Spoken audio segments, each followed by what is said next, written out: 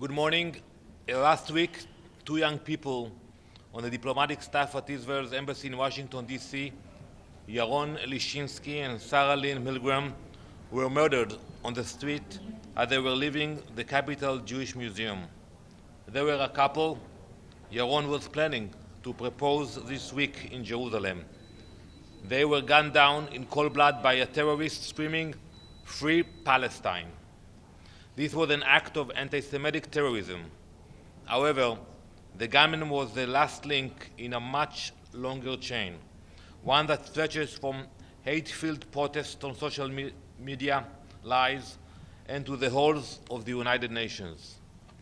When UN officials like Mr. Tom Fletcher accuse Israel of genocide, when they irresponsibly claim that, quote, and I quote it now, 14,000 babies will die in the next 48 hours, they are not engaging in advocacy, they are engaging in incitement. That claim was a lie. Mr. Fletcher quietly retracted it, but the damage was already done. It is no coincidence that this statement was made just 2 days before Yaron and Sarah were murdered. We cannot ignore the role that reckless remarks play in fueling violence. Mr. Fletcher and others like him must be held accountable. Meanwhile, Israel continues to act with restraint and responsibility, even in the face of lies.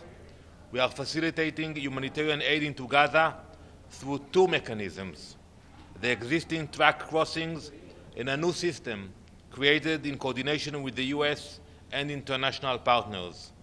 Since May 19, almost 9,000 tons of aid have entered Gaza, carrying food, medical supplies, and shelter equipment. In the past 2 weeks, 4 new aid distribution centers were established inside Gaza. 2 of them are already open. Those centers distribute food packages to thousands of families, despite Hamas establishing roadblocks and checkpoints to prevent civilians from reaching the aid. As we speak, there are more than 400 trucks already on the Gaza side of the fence, waiting to be distributed, but the UN has failed to pick them up. We opened the crossings, we provided safe routes for those trucks, but the UN did not show up. So let me be clear. The UN must stop spreading panic and start moving aid. Put your ego aside, pick up the aid, and do your job. Finally, as negotiations for the release of the hostages continue, the facts remain. Israel accepted the most recent deal, Hamas rejected it. We will not stop defending our people.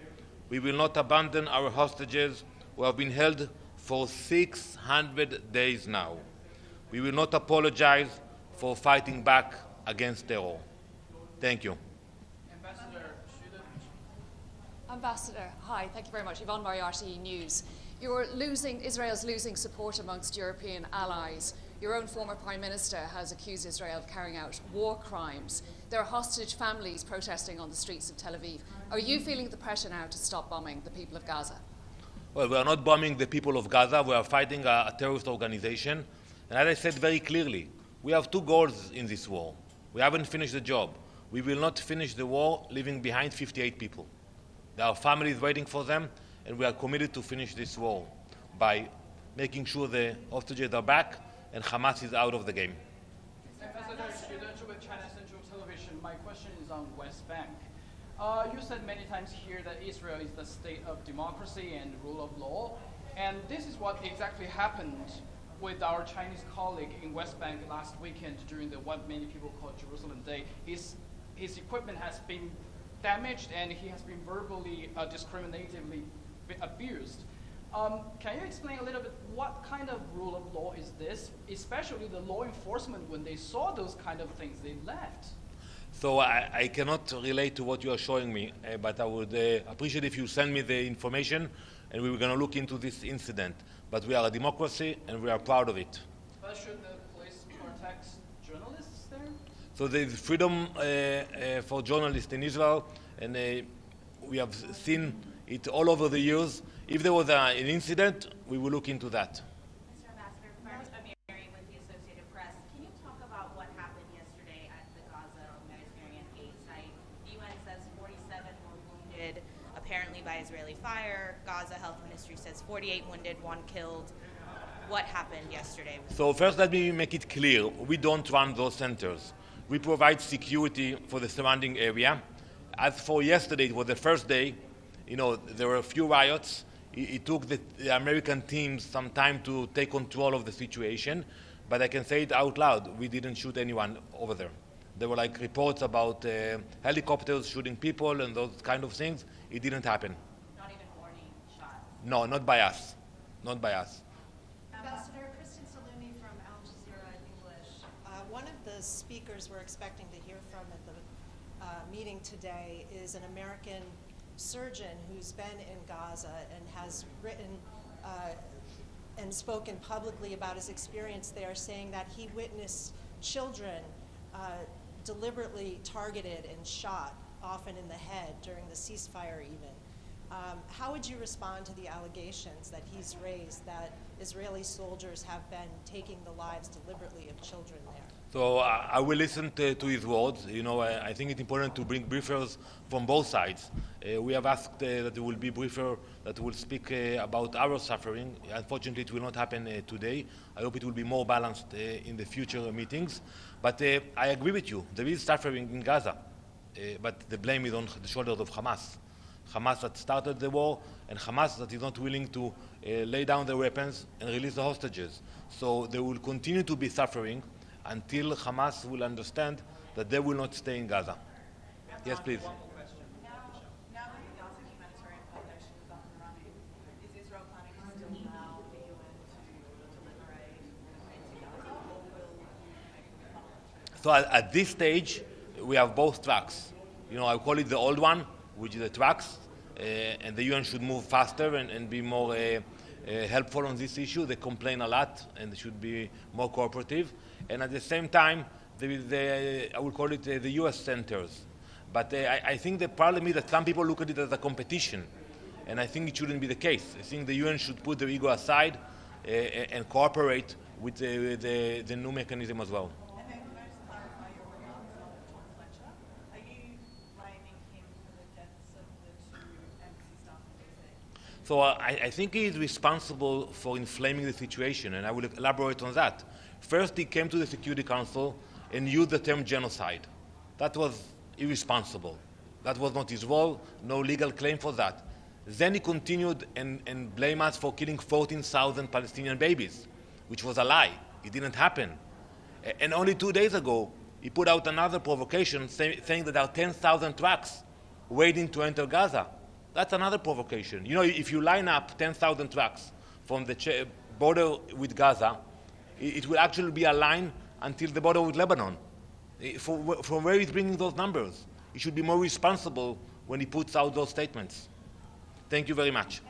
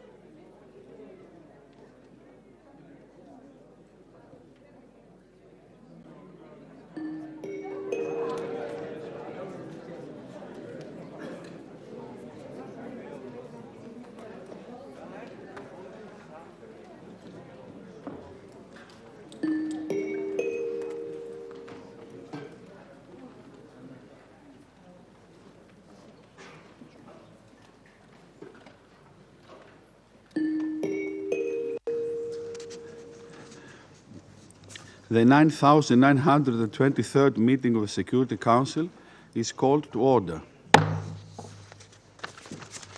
The provisional agenda for this meeting is the situation in the Middle East, including the Palestinian question. The agenda is adopted.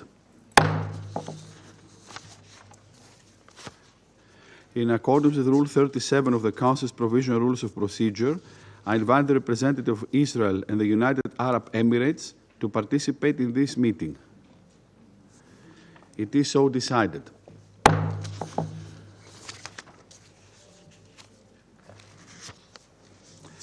I propose that the Council invite the permanent observer of the Observer State of Palestine to the United Nations to participate in the meeting in accordance with the Provisional Rules of Procedure and the previous practice in this regard. There being no objections, it is so decided.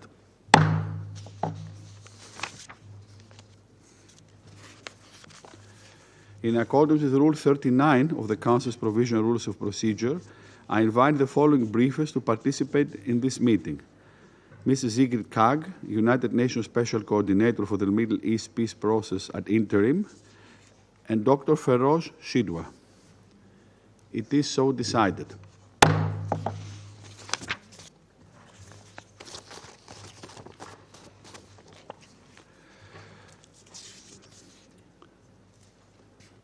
The Security Council will now begin its consideration of item 2 of the agenda.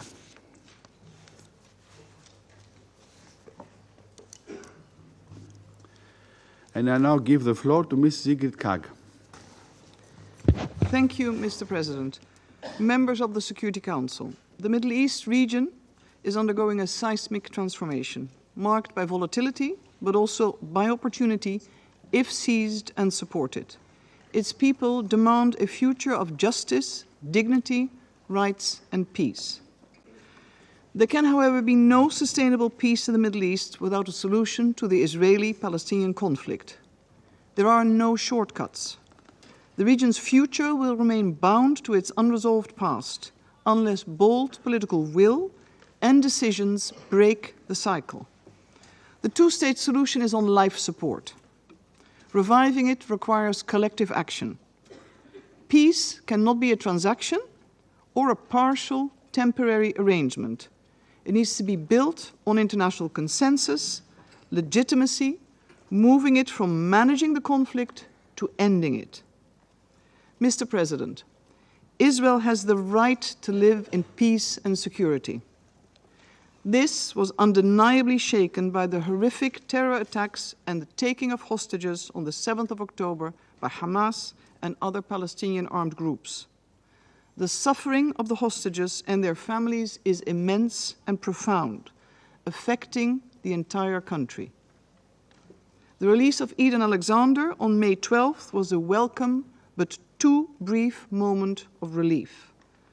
The hostages need to be released unconditionally, and an immediate ceasefire needs to come into effect. Hamas and other armed groups must stop launching rockets towards Israel. Durable security cannot be achieved solely through force. It must be built on mutual recognition, justice, and rights for all. A better path exists that resolves this conflict, de-escalates regional tensions, and achieves a shared vision for peace. The upcoming high-level international conference in June, co-chaired by France and the Kingdom of Saudi Arabia, presents a critical opportunity. It must not be another rhetorical exercise. It must launch a path towards ending the occupation and realizing the two-state solution based on international law, UN resolutions, and previous agreements. A path that unifies the West Bank and Gaza and results in a Palestinian state existing in peace and security alongside Israel, with Jerusalem as the capital of both states. We need to pivot ourselves from declarations to decisions. We need to implement rather than adopt new texts. Mr. President, since the resumption of hostilities in Gaza, the already horrific existence of civilians has only sunk further into the abyss. This is man-made. When speaking of our fellow human beings in Gaza, words such as empathy, solidarity, and support have lost their meaning. We should not become accustomed to the number of people killed or injured. These are daughters, mothers, young children whose lives have been shattered. All have a name, all had a future, all had dreams and aspirations. Since the collapse of the ceasefire in March, civilians have constantly come under fire, confined to ever-shrinking spaces and deprived of life-saving relief. Israel must halt its devastating strikes on civilian life and infrastructure. The entire population in Gaza is facing the risk of famine. As the Secretary General has said, families are being starved and denied the very basics. On May 18th, the United Nations was informed by the Israeli authorities of the approval for the resumption of limited aid entry into Gaza. Since then, very limited numbers of goods have entered and have been distributed by the United Nations and its partners.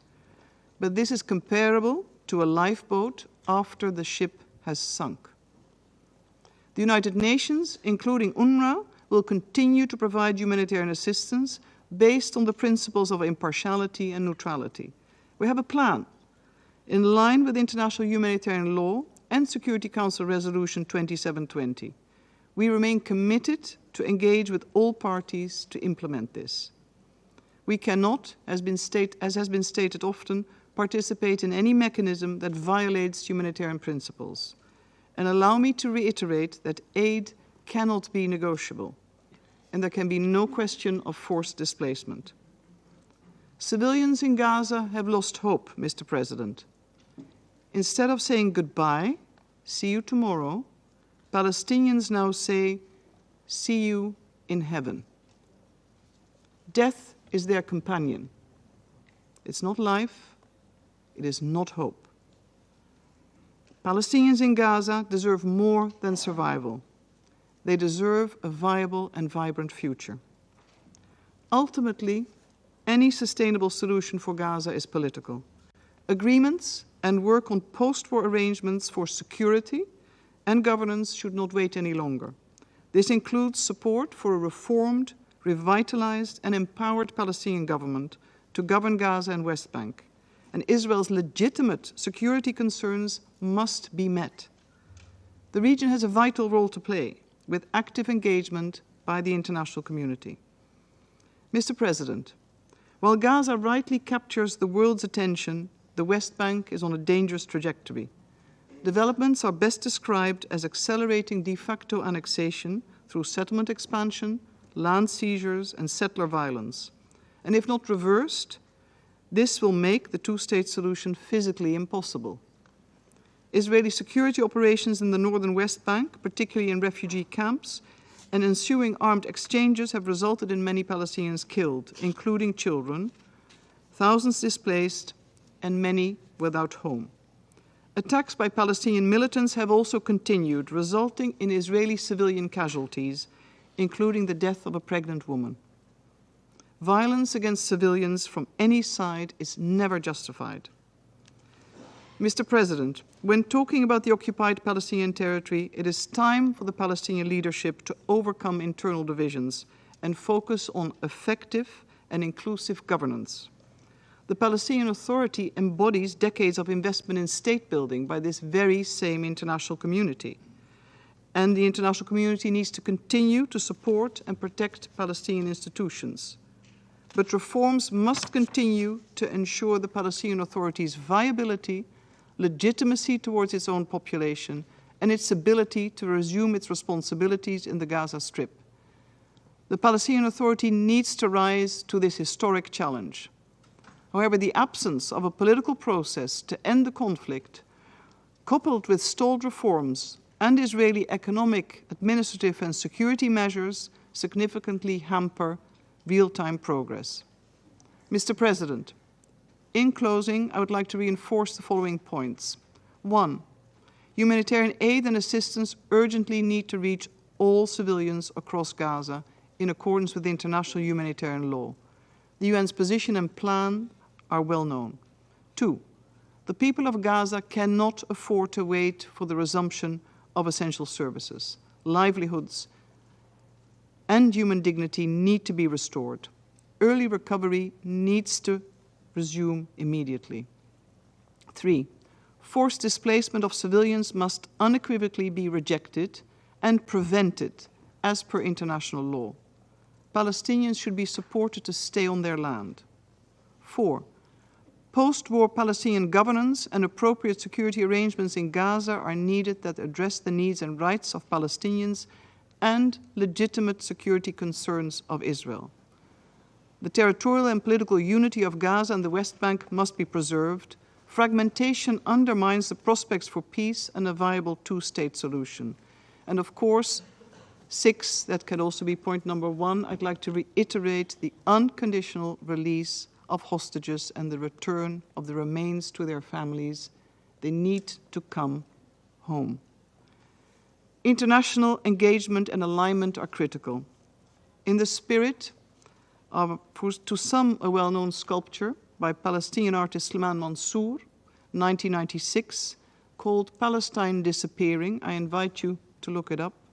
We need to act before it is too late. The responsibility lies with the parties and also with us, the international community. We need to act now to reverse the current trajectory. A well-defined, widely supported, and time-bound political process accompanied by safeguards and guarantees is essential. Statehood is a right. It is not a reward. Let us not be remembered as the generation that let the two-state solution disappear. Let us be the generation that chose courage over caution, justice over inertia, and peace over politics. Let's be part of the generation that can make this happen. Thank you, Mr. President. I thank Mrs. Kaag for her briefing. I now give the floor to Dr. Feroze Sidhwa. Please.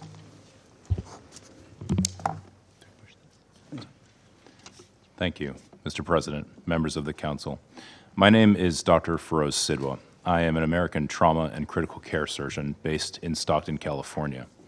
I come before you today to speak about the Gaza Strip, where I have volunteered twice since October 7th. First at European Hospital from March 25th to April 8th of last year, and most recently at Nasser Medical Complex from March 6th to April 1st of 2025. Both are in the city of Khan Yunis. I'm not here as a policymaker or a politician. I'm a physician bearing witness to the deliberate destruction of a healthcare system, the targeting of my own colleagues, and the erasure of a people. The Constitution of the World Health Organization states that the health of all peoples is fundamental to the attainment of peace and security and is dependent on the fullest cooperation of individuals and states. I've taken this to heart, and it is the reason I volunteer in conflict zones from Haiti to Ukraine to Gaza.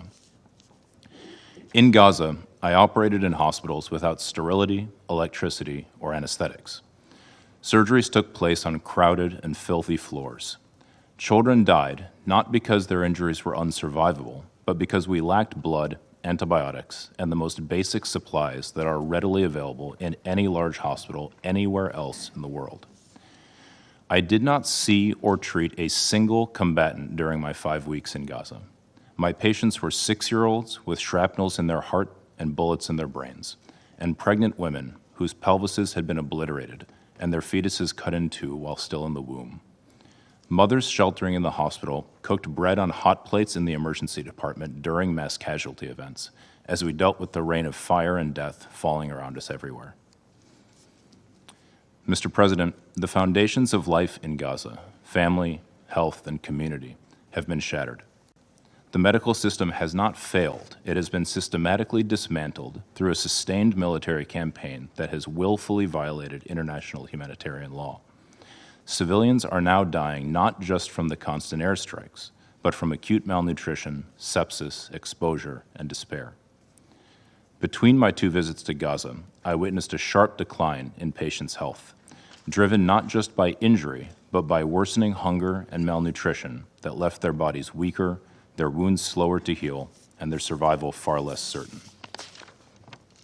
And let's not forget, this is a man-made catastrophe. It is entirely preventable. Participating in it or not, allowing it to happen is a choice. This is a deliberate denial of conditions necessary for life, food, shelter, water, and medicine. Preventing genocide means refusing to normalize these atrocities. It means refusing to dehumanize the Palestinians, to refuse to see them as calories counted or numbers of trucks moved.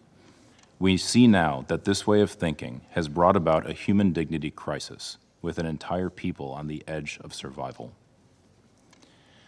On March 18th, the ceasefire was violated by Israel. That day, I witnessed the most extreme mass casualty event of my career at Nasser Medical Complex. 221 trauma patients arrived in one morning. 90 were dead on arrival. Nearly half were severely injured children. No health system on earth could cope with this, least of all one that is besieged and starved of supplies. Hospitals are meant to be sanctuaries. Healthcare workers and first responders are supposed to be protected. Children are supposed to be protected. In Gaza, these protections are simply gone. Every day, the distinction between combatant and civilian is erased. Most of my patients were preteen children, their bodies shattered by explosives and torn by flying metal. Many died. Those who lived often awoke to find their entire families gone. Last year, I published in the New York Times a survey of 65 American healthcare workers who had served in Gaza. 83% of them reported seeing children shot in the head or the chest. I personally treated 13 such cases in my 2 weeks at European Hospital. According to the War Child Alliance, nearly half of Gaza's children are suicidal. They ask, why didn't I die with my sister, my mother, my father? Not out of extremism, but out of unbearable grief. I wonder if any member of this council has ever met a 5-year-old child who no longer wants to live, let alone imagined a society in which so many young children feel this way. And what astonishes me is not that some children in Gaza have lost the will to live, but that any still cling to hope. My Palestinian friends, mostly healthcare workers, no longer speak of resilience or even survival. Parents memorize their children's clothing in case they must identify their remains later.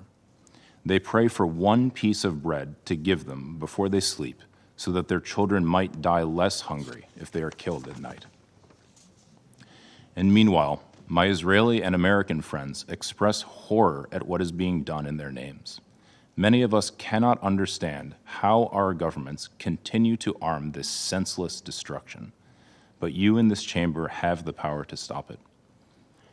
Mr. President, I am here because I have witnessed what is happening in Gaza with my own eyes, especially to children, and I cannot pretend not to have seen it. You too cannot claim ignorance. I urge the Council, and especially my own government, to act with urgency on these enforceable measures. 1, demand an immediate and permanent ceasefire, including a halt to all arms transfers to all parties to the conflict, alongside targeted and lawful sanctions on Israel. 2, demand the reopening of all of Gaza's crossings and guarantee unrestricted medical evacuations, including to hospitals in the West Bank and East Jerusalem, where Palestinian patients can be treated by Palestinian doctors, with safe return to Gaza assured. 3, guarantee sustained humanitarian access throughout Gaza, allowing all essential supplies, shelter, food, water, fuel, and medical supplies, to reach all people in need. 4, strongly and explicitly reject the weaponization and politicization of aid embodied by the Gaza Humanitarian Foundation, whose executive director, a veteran of the U.S. Marine Corps, publicly resigned on Sunday, citing the Foundation's lack of adherence to humanitarian principles. We must affirm support for existing UN mechanisms, back UNRWA, and ensure NGOs with expertise in reaching and providing specialized care to those in need have unimpeded, full access. 5, the immediate and unconditional release of all hostages. 6, the immediate and unconditional release of all healthcare workers, including Dr. Hussam Abu Sufia, now held in Israeli detention for more than 150 days. And 7, without delay, uphold the UN Charter and act now to prevent genocide. One day, Gaza's survivors may have a record of the empty promises made by the members of this council as their wounds deepened and their lives were lost. If this Council remains silent and fails to act now, that record will stand as a testament to a global failure to provide urgent care and to the collapse of our collective conscience. I'm pleading with you to do what you were entrusted to do, to protect international peace and security, and to prevent irreversible harm. The steps I mentioned are the very least that is needed. I'm asking my own government's representative to hear the voices of the majority of Americans who are calling for the same. If this continues, there will be no Palestinian doctors left, no one to care for the sick and wounded. There will be no Palestinians left to rebuild the healthcare system. We are losing a generation before our eyes, condemning people to die of hunger, disease, and despair, deaths that could be easily prevented. Thank you. I thank Dr. Sidhwa for his briefing, and I now give the floor to those council members who wish to make statements. And I give the floor to the representative of the United States. Thank you, Mr. President. And thank you, Coordinator Kaag and Dr. Sidhwa, for your briefings. First, let me express condolences on the tragic murders of Israeli embassy officials Yaron Lichinsky and Sarah Milgram, an American citizen, at a Jewish community event last week in Washington. Yaron and Sarah were murdered for no other reason than the assailant wanted to kill Jews. It is horrific and shameful. We can and must do better to combat the sickening rise of anti-Semitism around the world. May their memories be a blessing. I think it's worth noting Yaron's final post before his murder on the social media platform X addressed anti-Semitism at the UN. Specifically, it condemned Under-Secretary General for Humanitarian Affairs Tom Fletcher for spreading anti-Semitic lies. When he addressed this council on May 13th, Under-Secretary General Fletcher used language invoking the charge of genocide against Israel. Last week, he claimed that 14,000 babies were about to die within 48 hours, an abject falsehood. These kinds of remarks are absolutely unacceptable for an official in his position. Last week, Yaron and Sarah were murdered simply for attending an event for young Jews. The irony? The event discussed finding ways to bring aid to Gaza. But that didn't matter. They were targeted because of who they were. The United States has been working tirelessly to free the hostages and bring this war to an end, one that Hamas brutally started. Yet in the most delicate of moments, some member states remain unwilling to condemn the terror group responsible. Forget that these actions endanger hostages. The actual outcome is condemning civilians in Gaza to remain under Hamas's control for another generation. For our part, the United States will continue its effort to bring about a diplomatic agreement that will free the hostages. Hamas continues to reject proposals from the United States, Qatar, and Egypt that would release the 58 remaining hostages who have now been cruelly held for 600 days and bring calm to Gaza.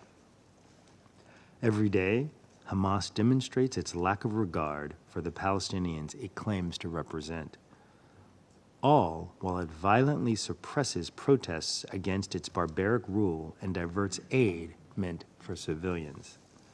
The United States fully stands behind Israel and its right to defend itself. In order to move forward, Hamas must be defeated. As Secretary Rubio has said, if an ember survives, it will spark again into a fire. There can be no peaceful and prosperous Gaza as long as Hamas governs it by force. The Council should apply pressure on Hamas to disarm, leave, and free Palestinians in Gaza from Hamas's tyranny. Shielding Hamas from accountability only undermines Israel's security and prolongs Palestinian anguish. Hamas must release the hostages immediately.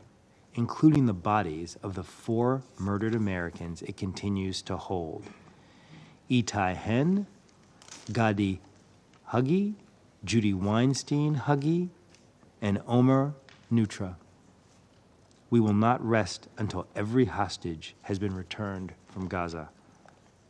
Let us be clear. This council should be supporting the work of the negotiators. The United States supports getting assistance to civilians in Gaza in a way that does not allow Hamas to benefit. We support the new initiative to resume the flow of aid through pre-existing mechanisms in advance of the Gaza Humanitarian Foundation's mechanism becoming fully operational. The Gaza Humanitarian Foundation is an independent entity established to provide a secure mechanism for the delivery of aid directly to those in need.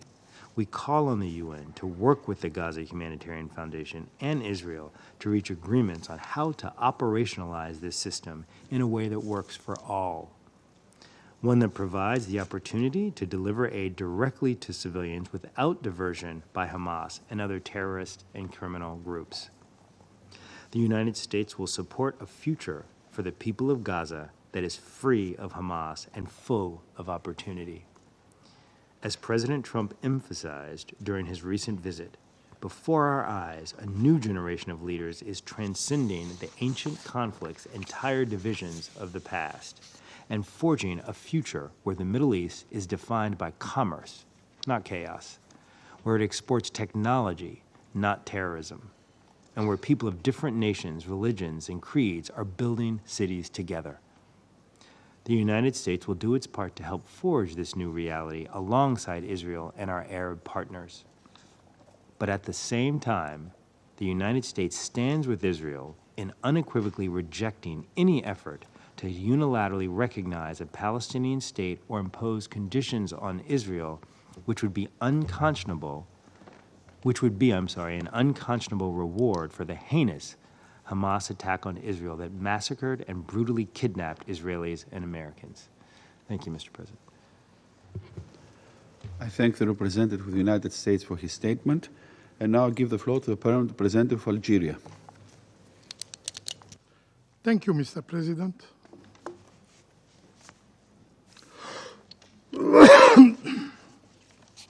At the outset,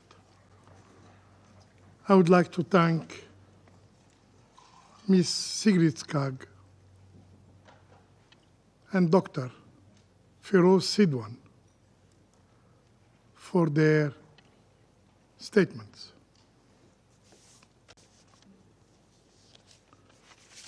I want to seize this opportunity to express our support to Mr. Tom Fletcher for his briefing of last week on the suffering of the Palestinian people in Gaza. Mr. President, on the morning of Friday, May 23rd, Dr. Ala al-Najjar left her home for her shift at the Nasser Hospital. She didn't know it will be the last time she said goodbye to 9 of her 10 children. This pediatrician, who had spent her life saving children's lives, became a grieving mother, forced to identify the calcinated remains, the calcinated bodies of her own sons and daughters. The body delivered to the emergency room by her colleagues in the very corridors where she once gave hope to others.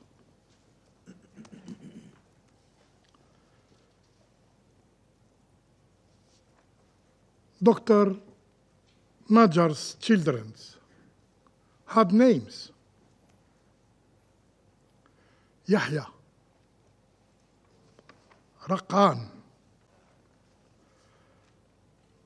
Raslan, Jubran, Eve, Rifan, Sidin, Luqman, and Sidra. All were killed. The eldest was 12-year-old. The youngest, just 6 months.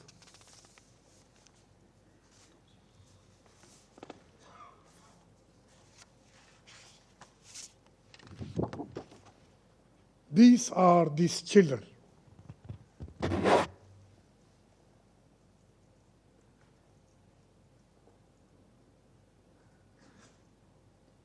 They were not members of a Center for Command and Control of Hamas.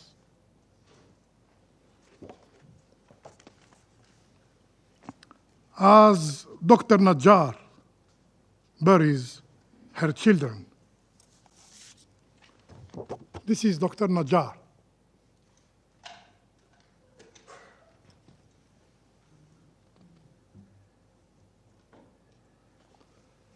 As Dr. Najjar buries her children, her husband, Hamdi,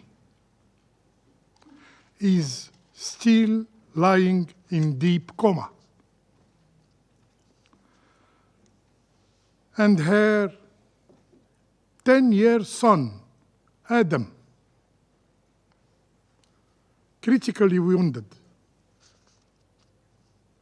is lying in the hospital.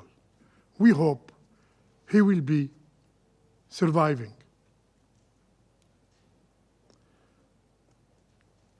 If Hamdi finally awakes, what will she tell him? And when Adam asks about his brothers and sisters, what story can she tell him? President, in another horrifying scene, young Warda Sheikh Khalil, a 6-year-old girl, tried to flee the flames.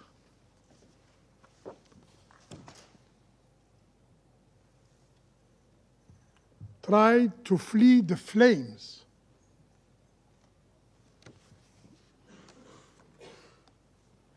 The flames engulfing her school, her shelter, after an Israeli airstrike. This shelter, meant to protect displaced civilians, became a crematory oven.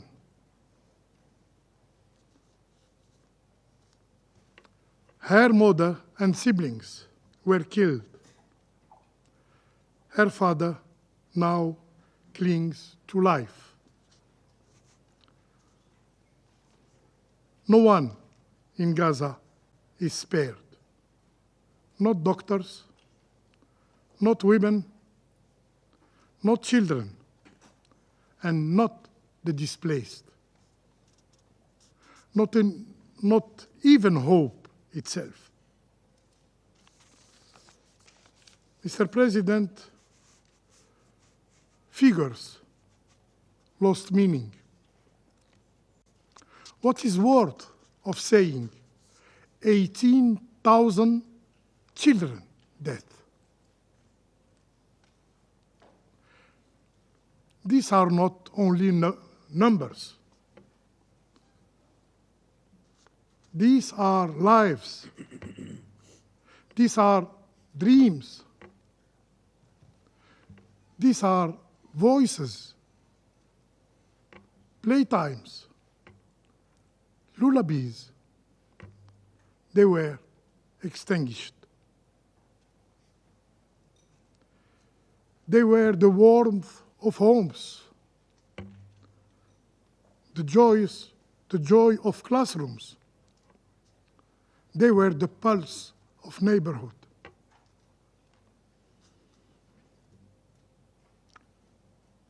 The Israeli army killed them. They killed them deliberately in a mother's arms, in classrooms, in hospitals, in bread lines under staircases, and in tents. Their deaths were not collateral. They were the consequences of a system that sees Palestinian lives as not human, as disposable.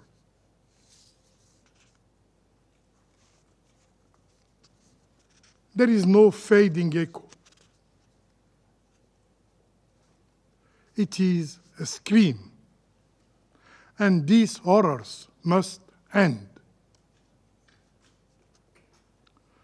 The remaining survivors must be allowed to live.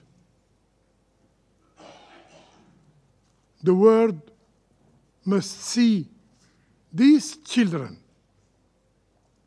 the Palestinian children, the children of Gaza, as its own children. For Warda, for Ala, for the thousands, for the 18,000 who never got a chance to say goodbye, we must act. Mr. President, words of condemnation are no longer enough. We must act now. Since October the 7th, Israel, the occupying power, has killed more than 54,000 people. Yes, it's no more 53,000 people. Today, it's 54,000 people. Israel wounded more than 123,000 people. And since March 18 alone, more than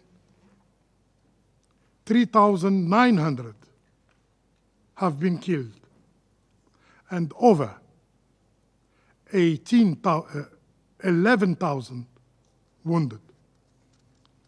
How many more must die before action is taken by the Security Council? How many orphans must roam the ruins of Gaza? How much more blood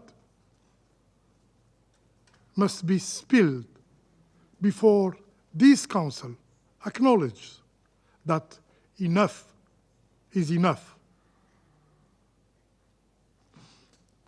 My country, Algeria, bears its responsibility and is determined to push the Council to act. The time for indecision is over. Mr. President, the Palestinian people were promised a sovereign state with Al-Quds Sharif as its capital by the General Assembly, by this very Security Council, and by the international community. Yet, 3 decades after Oslo, the dream of a Palestinian state is vanishing under the boots of the Israeli occupation and the silence of the international community. The Israeli occupation persists, emboldened by impunity, by immunity. Settler violence surges. Settlement spreads. Palestinian land is swallowed inch by inch, and holy sites are desecrated while the world looks on. The global system means to uphold justice has become paralyzed. So we ask, what is expected of the Palestinians? Must they continue offering their children on the altar of global inaction? Does the international community still believe in a two-state solution? President, Palestinians, like all human beings, like all people, have the right to life, to dignity, to homeland. They are not an exception. We must resolve this conflict as its roots. Not just a lasting peace can exist. Not just and lasting peace can exist without the realization of the Palestinian people's right to an independent state. As President Abdelmajid Tebboune stated, and I quote, "We must act decisively to end the ongoing historical injustice inflicted upon the Palestinian people. We must urgently revive the peace process, which is currently facing an unprecedented deadlock. It is imperative to compel the occupying power to comply with the relevant United Nations resolutions and to adhere to its obligation. The solution is well known. It's time for its implementation. I thank you. I thank the Permanent Representative of Algeria for his statement, and now I give the floor to the Permanent Representative of Denmark. Thank you, Mr. President. And let me also thank Special Coordinator Kaag and Dr. Sidhwa for their important and thought-provoking briefings this morning. Mr. President, this Council has continuously discussed the immediate effect, devastating effect, of a number of concerning recent developments in the occupied Palestinian territories. In Gaza, we've discussed the disastrous humanitarian situation, more than 53,000 dead, over 100,000 injured, and the entire population on the brink of a man-made famine. As part of an overwhelming majority of voices in this Council, Denmark reiterates once again that humanitarian aid must flow freely and at scale into Gaza in line with international humanitarian law and the humanitarian principles. We have opposed an expanded Israeli military offensive, and we have called for an immediate end to the war, along with the immediate and unconditional release of hostages. In the West Bank, we've called for an end to settler violence and illegal settlements, which have recently accelerated at an unprecedented speed. Yet, we continue to witness forced displacement, demolitions, and movement restrictions imposed on Palestinians. Mr. President, as we condemn the immediate effects of these developments, this Council has a responsibility to address their long-term impact on international peace and security. And let me make 3 points in this regard. First, the people of Gaza are starving. Starvation, especially for children, can cause irreversible harm that could impact the rest of their lives. The IPC warns that 71,000 children under 5 years old and 17,000 pregnant and breastfeeding women are threatened by acute malnutrition. We stress the need for Israel to take immediate action to protect the human rights to life. All parties to the conflicts are bound to comply with international humanitarian law and the obligation to protect civilians, including Palestinian children, from harm. We also recall that the right to food is a fundamental human right. Second, the war in Gaza has caused major destruction of civilian infrastructure with devastating effects on children's education. More than 95% of all schools in Gaza have sustained damage. 660,000 children are pushed out of school and have lost as much as 19 months of education.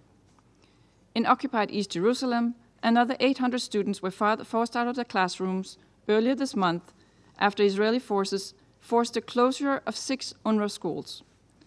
Losing access to education risks leading to long-term consequences for children's well-being and learning. Education is critical for coping with trauma of war, and we just heard this morning Dr. Sidhwa assessing that half of Gaza's children are suicidal. And education is critical for building relevant skills needed to rebuild the country once the conflict is over. We reiterate that civilian infrastructure, including schools, must be protected, included by refraining from the use for military purposes. We call for Palestinian children's rights to safe education to be protected. Third, in the West Bank, Israel is taking control of record amount of Palestinian land, displacing Palestinians into isolated enclaves, making it virtually impossible to form a contiguous and viable future Palestinian state. We recall that the EU has adopted sanctions against violent extremist settlers and encourage other Council members to do the same. Recently, we've also taken note of the Israeli government's disturbing decision to initiate land registration in Area C and register it to private Israelis. Denmark reiterates that any attempt by Israel to annex Palestinian land would be unacceptable and violate international law. Mr. President, in Israel, Hamas' heinous terrorist attacks have caused extreme and lasting trauma and has pushed Israelis and Palestinians further apart. We continue to condemn the brutal terrorist attack and the ruthless hostage-taking by Hamas, and we reiterate our demand that all hostages must be immediately and unconditionally released. Taken together, these developments do nothing to serve the long-term interests of peace and security for Palestinians and Israelis. Denmark remains firmly committed to Israel's security. However, this cannot come at the cost of the civilian Palestinian people and their right to live in peace and dignity. I therefore reiterate Denmark's urgent calls to Israel to halt the ongoing and intensified military offensive and immediately allow for the full resumption of humanitarian aid. The United Nations and humanitarian organizations must be allowed to work independently and impartially to save innocent lives now. We can neither ignore the devastating immediate effects of the current developments nor their long-term impact on future generations of Palestinians and the viability of the two-state solution. Denmark maintains that the two-state solution is the only viable path to achieve permanent peace and stability in the Middle East. We look forward to the upcoming conference on the implementation of a two-state solution. I thank you. I thank the Permanent Representative of Denmark for her statement, and now I give the floor to the Permanent Representative of Slovenia. Thank you very much, Mr. President. And I want to thank Special Coordinator Kaag for her briefing today and for asks. I also want to thank Dr. Sidhwa for his testimony and for his work in Gaza. Mr. President, many times we have said we are lost for words, but we cannot repeat these phrases over and over again. Early on during our council term, I instructed my team to avoid lengthy explanations of the situation on the ground in our statements. This is for the briefers, who usually on a weekly basis, or even more often, inform us about the state of affairs. And here at the UN and in the Security Council, I think we are very lucky. We are very privileged. We are honored to have the best briefers on the situation on the ground.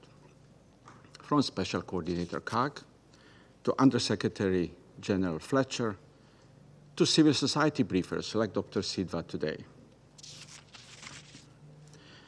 Our role is not to challenge the briefers, is not to challenge the messages, but to address the message. Our role is to take positions, to be the one who takes into account briefings, the one who can carefully examine the positions of the others and find possibilities for the Council to react to threats of international peace and security. Mr. President, my statement can be summarized in one word and one sentence. The word is responsibility. And the statement is, we have responsibility to protect civilians in Gaza. Burning tents, striking school-turned shelters, continuously displacing civilians, causing hunger, shutting down hospitals, cutting essential services. These grave violations of international humanitarian law and human rights law have pushed thousands of civilians to the brink of survival. As the task of listing every single cruelty has become impossible, our responsibility not to remain silent has become clearer, and the responsibility to act. We have a clear responsibility to protect civilians. With the alarm bells ringing through the latest IPC report and the information circulating on the hunger in Gaza, we continue calling for immediate lifting of the blockade on Gaza. As the full blockade surpasses 2 months, we must be clear that the current volume of aid reaching Gaza is not enough, and that entry at scale and safe and unhidden distribution are urgently needed.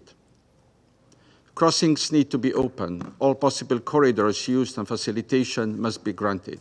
Safe passage for medical personnel and humanitarian workers must be guaranteed. Time is of the essence. We repeat that any actor delivering humanitarian assistance must adhere to international humanitarian law and international principles on humanity, neutrality, impartiality, and independence. We repeat our deep concerns over the new model of distribution of aid. We welcome the UN coordinated plan to resume humanitarian aid deliveries to Gaza, and as clearly underlined in today's statement by the EU High Representative Kallas, we recall the indispensable role of the UN in distributing humanitarian assistance. During the ceasefire, the UN proved that it can deliver if allowed. Mr. President, we have a clear responsibility to act. This is why Slovenia fully supports the ongoing efforts of Egypt, Qatar, and the United States to find a negotiated solution for a ceasefire in Gaza. We call on all parties to engage in good faith. This is why Slovenia strongly supports the conference on the two-state solution to be held in June under chairmanship of France and Saudi Arabia. But we do believe these efforts should be done hand in hand with the action of the Security Council. Time is of the essence. The Council should be clear in its unambiguous demand for unimpeded humanitarian access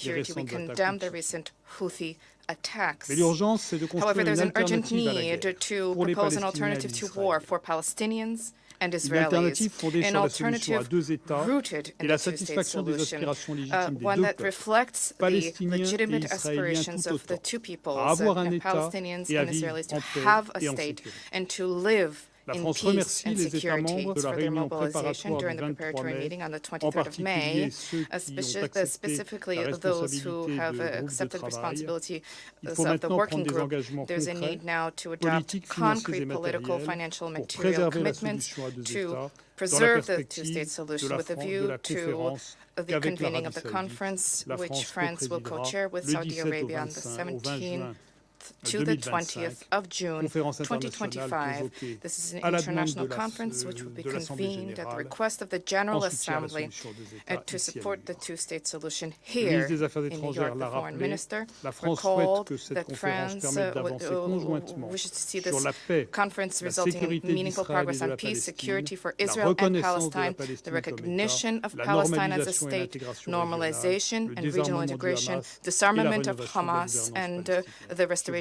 of Palestinian governance. Thank you. I thank the Permanent Representative of France for his statement, and now I give the floor to the Permanent Representative of Guyana. Mr. President, thank you for convening today's meeting. I also thank Special Coordinator Kaag for her comprehensive briefing, and I have also listened carefully to the moving testimony of Dr. Sidhwa. Mr. President, about 2 weeks ago, we received a sobering briefing from USG Tom Fletcher as he appealed to us to seriously examine the legacy of this council, or the legacy this council would leave in relation to what is currently taking place in Gaza. Today, we have again heard a similar appeal from Special Coordinator Kaag and Dr. Sidhwa, even as the situation continues to worsen in unimaginable ways. No one should be made to live under the horrific circumstances that Palestinians in Gaza have been experiencing since 7th of October. This Council must take principled and urgent action in response to the grave situation that has been foisted on the Palestinian people in Gaza. Mr. President, as efforts continue for achieving a return to the ceasefire between Israel and Hamas, Guyana is of the view that any peace deal reached should have at least 3 guarantees. First, Palestinians should not be forced to give up any of their rights in exchange for peace. Specifically, they should not be forced to forfeit their homeland. A choice between continuation of the Israeli offensive and forced displacement is a false choice. Second, any peace deal should comply scrupulously with international law. The war in Gaza has set, or seen attempts to set, precedents that are plain violations of international law, particularly international humanitarian law. Recall, for example, restrictions imposed on the United Nations and humanitarian workers. The Knesset legislation against UNRWA is a case in point. Recall also Israel's ongoing aid blockade and its proposed mechanism for aid delivery under the control of its military. Third, the protection and well-being of civilians should remain the chief consideration of any peace deal. Mr. President, the situation in Gaza continues to worsen in unimaginable ways, as described by Special Coordinator. We are especially concerned by the escalating strikes on tents, residential buildings, schools, and crowded hospitals, and the methodical destruction of entire neighborhoods. The constant evacuation orders and the militarization of the majority of the Gaza Strip are equally concerning. There is nothing that can justify this level of violence against civilians, among whom are children, including babies. The aid blockade, which was imposed on 2nd March, seriously crippled the humanitarian efforts that were facilitated by the ceasefire deal. While noting the recent lifting of some restrictions by Israeli officials, we simultaneously noted that certain measures are severely limiting humanitarians' ability to take advantage of this small respite. We noted, for example, the challenges created by insecurity, delays in coordination approvals, and inappropriate routes being provided by Israeli forces that are not viable for the movement of cargo. These are all man-made obstacles. We call on Israel to fulfill its international legal obligations regarding access to essential goods and services by the civilian population of Gaza. The provision of aid must be governed by the humanitarian principles of humanity, neutrality, impartiality, and independence. Guyana expresses its confidence once again in the ability of the United Nations and its partners to deliver aid at the required scale throughout Gaza, if given the relevant facility by the occupying power. The UN has consistently demonstrated its readiness every time there has been an opportunity to get aid into Gaza. The state of food insecurity in Gaza is also extremely worrying, with many Palestinians experiencing what they described as a slow death sentence. The testimony of humanitarians in Gaza that, and I quote, Palestinians prefer to die by an airstrike than to go through the suffering of a lack of food and lie to their children about their next meal, end of quote, is an indictment on those who have created these types of choices for innocent civilians.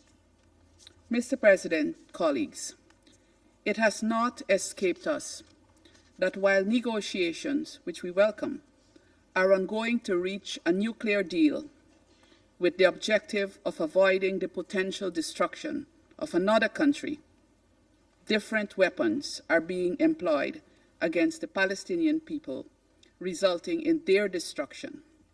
Regrettably, we are not responding meaningfully to counter the actions of the Israeli Defense Force.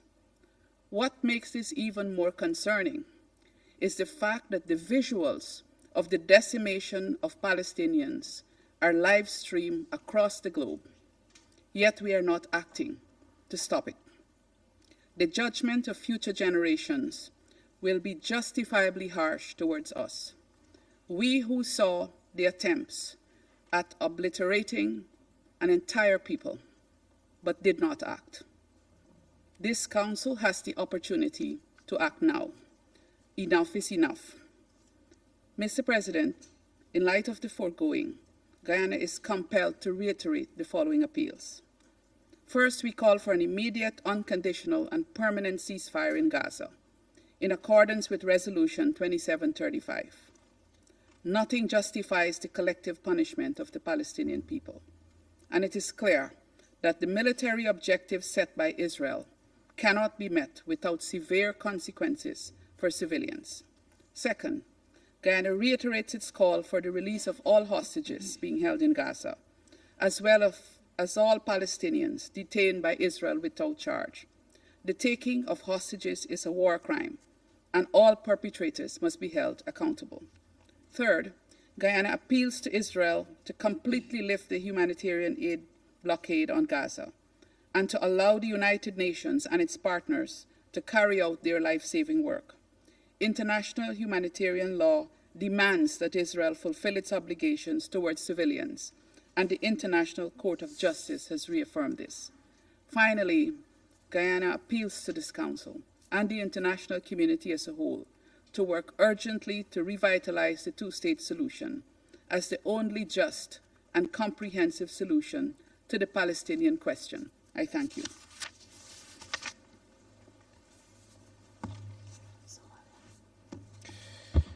I thank the representative of Guyana for the statement. I now give the floor to the representative of Somalia. Thank you, Mr. President.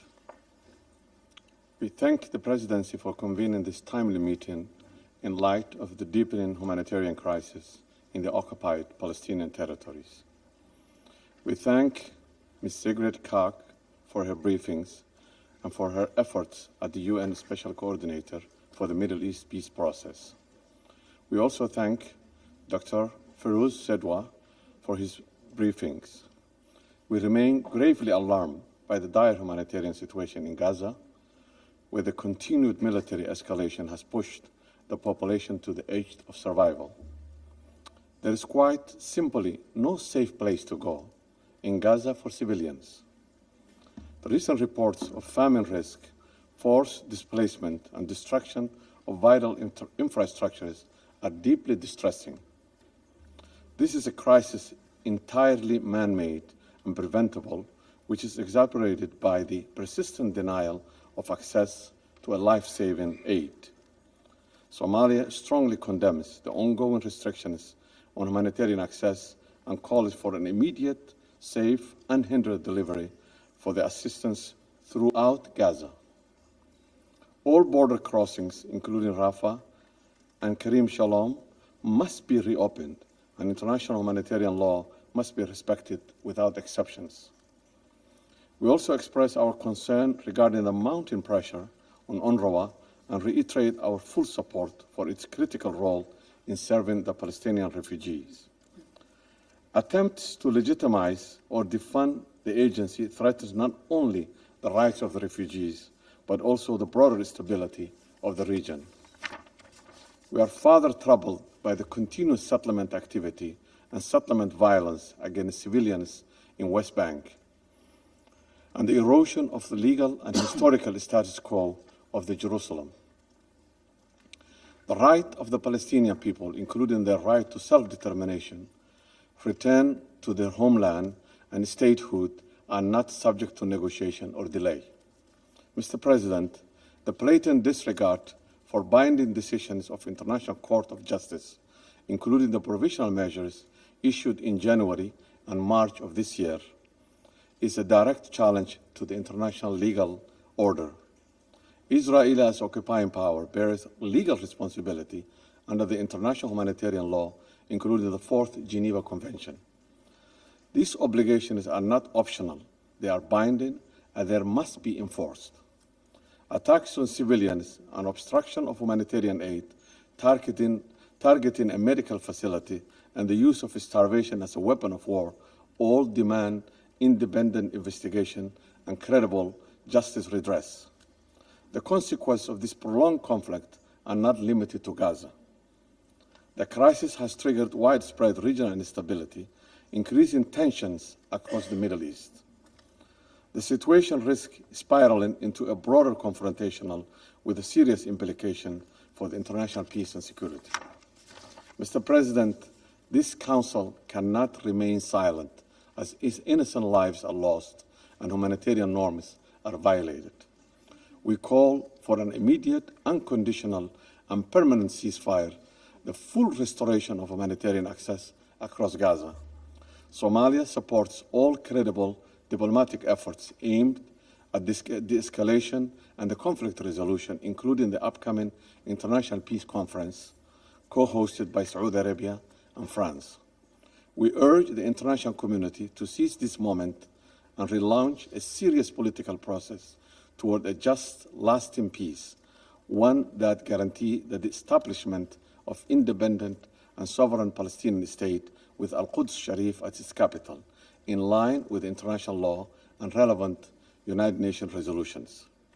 To conclude, Mr. President, my delegation reaffirms its commitment to working alongside fellow Council members and regional partners to uphold international law, defend humanitarian principles, and advance the legitimate rights of the Palestinian people. I thank you. I thank the representative of Somalia for their statement, and I now give the floor to the representative of the United Kingdom. Thank you, President.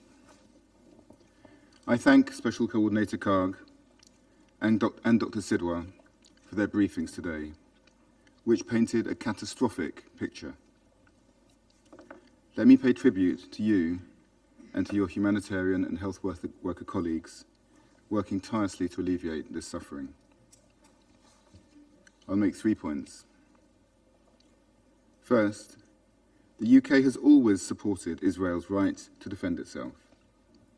It suffered a heinous attack by Hamas on 7 October, and the hostages have been through an unimaginable ordeal. We reiterate our call for their immediate and unconditional release and accountability for those responsible. But as my Prime Minister has said, we strongly oppose the Israeli government's escalating military action in Gaza, which is wholly disproportionate. An immediate ceasefire, not more bloodshed, is the way to secure the release of the hostages and stop the endless cycle of violence. Second, as we have heard again today, the level of human suffering in Gaza is intolerable. Civilians face starvation, displacement, and trauma. The UN warned of the risks from the Israeli government's plan for aid delivery. In Rafah yesterday, we saw this warning become a reality. The Gaza Humanitarian Foundation lost control of its distribution centre, with multiple casualties reported and great distress for those desperately seeking aid. In contrast, the UN has a clear plan to deliver life-saving aid at scale. It contains robust mitigations against aid diversion. Brave humanitarians stand ready to do their jobs. 9,000 trucks wait at the border. Our message to Prime Minister Netanyahu is clear. Let aid in and enable the UN to operate now. We reiterate our support for the UN, OCHA, and all its aid agencies. We also reject the Israeli government's unacceptable intention to take control of the Gaza Strip. Permanent forced displacement is a breach of international humanitarian law. Third, President, in the West Bank, violent settlers continue to assault and abuse Palestinians, forcing entire communities to flee. In Jerusalem, provocative visits to holy sites and inflammatory language by Israeli ministers are adding to the tensions. On 20 May, the UK announced further sanctions on individuals and entities promoting violence against Palestinian communities in the West Bank. We will continue to act against those committing these abuses. President, the UK will not give up on a two-state solution. We will continue to work closely with France, Saudi Arabia, and all our partners towards a successful conference in June, which moves us towards this goal. Finally, let me finish by condemning the horrific murders of Yaron Lishinsky and Sarah Milgram in Washington, D.C. last week, and offering condolences to their families and to their colleagues. I thank you. I thank the representative of the United Kingdom for their statement, and I now give the floor to the representative of Panama. Muchas gracias, Thank you señor presidente. very much, Mr. President. Panamá agradece la convocatoria de Panama esta would like to sesión, thank you for convening así this como a la meeting, señora Sigrid and Kaag, we'd like to thank Madam coordinadora Sigrid Kaag, especial interim interina para el proceso de Special paz en Coordinator Medio for the Oriente, peace process in the y Middle al East, doctor and Dr. Sidhwa Feroze. por sus intervenciones, Thank them both for their y briefings. reconoce a los And we representantes recognize the representatives de Israel, of Israel Emiratos and Árabes the United Unidos Arab y del Estado Emirates Observador de and the Palestina, Observer State of quienes nos Palestine, distinguen con su participación en esta honor us reunión, with their a la participation vez in que this meeting. agradecemos sus dramáticas explicaciones. And we thank the briefers Panamá for escucha the con dramatic profunda details they shared preocupación with us. los Panama testimonios y las is very imágenes que concerned cada about día the testimony evidencian and que Gaza images that y bear witness every Cisjordania day to the fact that Gaza atraviesan and una the West Bank catástrofe are going humanitaria through de a proporciones humanitarian devastadoras. catastrophe of devastating Reiteramos proportions. el llamado We urgente reiterate our a urgent call restablecer un alto al fuego inmediato for a que restoration permita of an facilitar immediate el acceso ceasefire that seguro will de facilitate la vital safe ayuda access for humanitaria vital y la humanitarian liberación assistance inmediata, and the digna e immediate, incondicional dignified and de todos unconditional los release of all the hostages. Presidente, el President, 7 de octubre de the 7th of 2023 October marcó un 2023 punto de quiebre. was a turning point. Ese día, On que that debía day, ser como cualquier which otro, should have been like se any other convirtió en day, una pesadilla para cientos de familias this israelíes became a con nightmare consecuencias for hundreds of trascendentales. thousands, Los for hundreds ataques of Israeli llevados a families cabo with en los far-reaching kibbutz consequences. en The sus attacks on the ciudades, Israeli en el kibbutzes, Festival the Musical cities, de the Nova, Nova Music en los Festival, cuales where 1,200 civiles 1,200 inocentes innocent israelíes Israeli murieron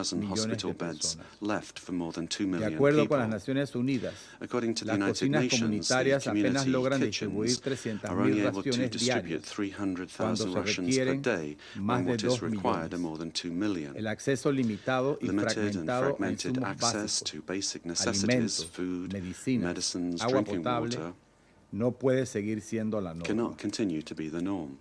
Tomamos nota con profunda preocupación de los incidentes ocurridos ayer cuando el caos provocado por una población palestina desesperadamente hambrienta sobrepasó las capacidades del centro de distribución que había sido establecido. Estos hechos dejan en evidencia las limitaciones de dicha solución y subrayan la urgente necesidad de una mejor coordinación con la participación de las agencias de Naciones Unidas que garanticen un acceso seguro y una distribución más efectiva y amplia de la ayuda humanitaria. Todo esfuerzo humanitario debe regirse por los principios de neutralidad, imparcialidad e independencia para garantizar que la ayuda llegue a quienes más la necesitan, sin interferencias ni condicionamiento. Panamá expresa su reconocimiento y homenaje a los trabajadores humanitarios de las Naciones Unidas y al personal sanitario que en medio del horror siguen prestando auxilio con valentía y dedicación. Su labor representa una luz de esperanza en medio del sufrimiento. Señor Presidente, Panamá reitera su llamado urgente a detener la espiral de sufrimiento de israelíes y palestinos.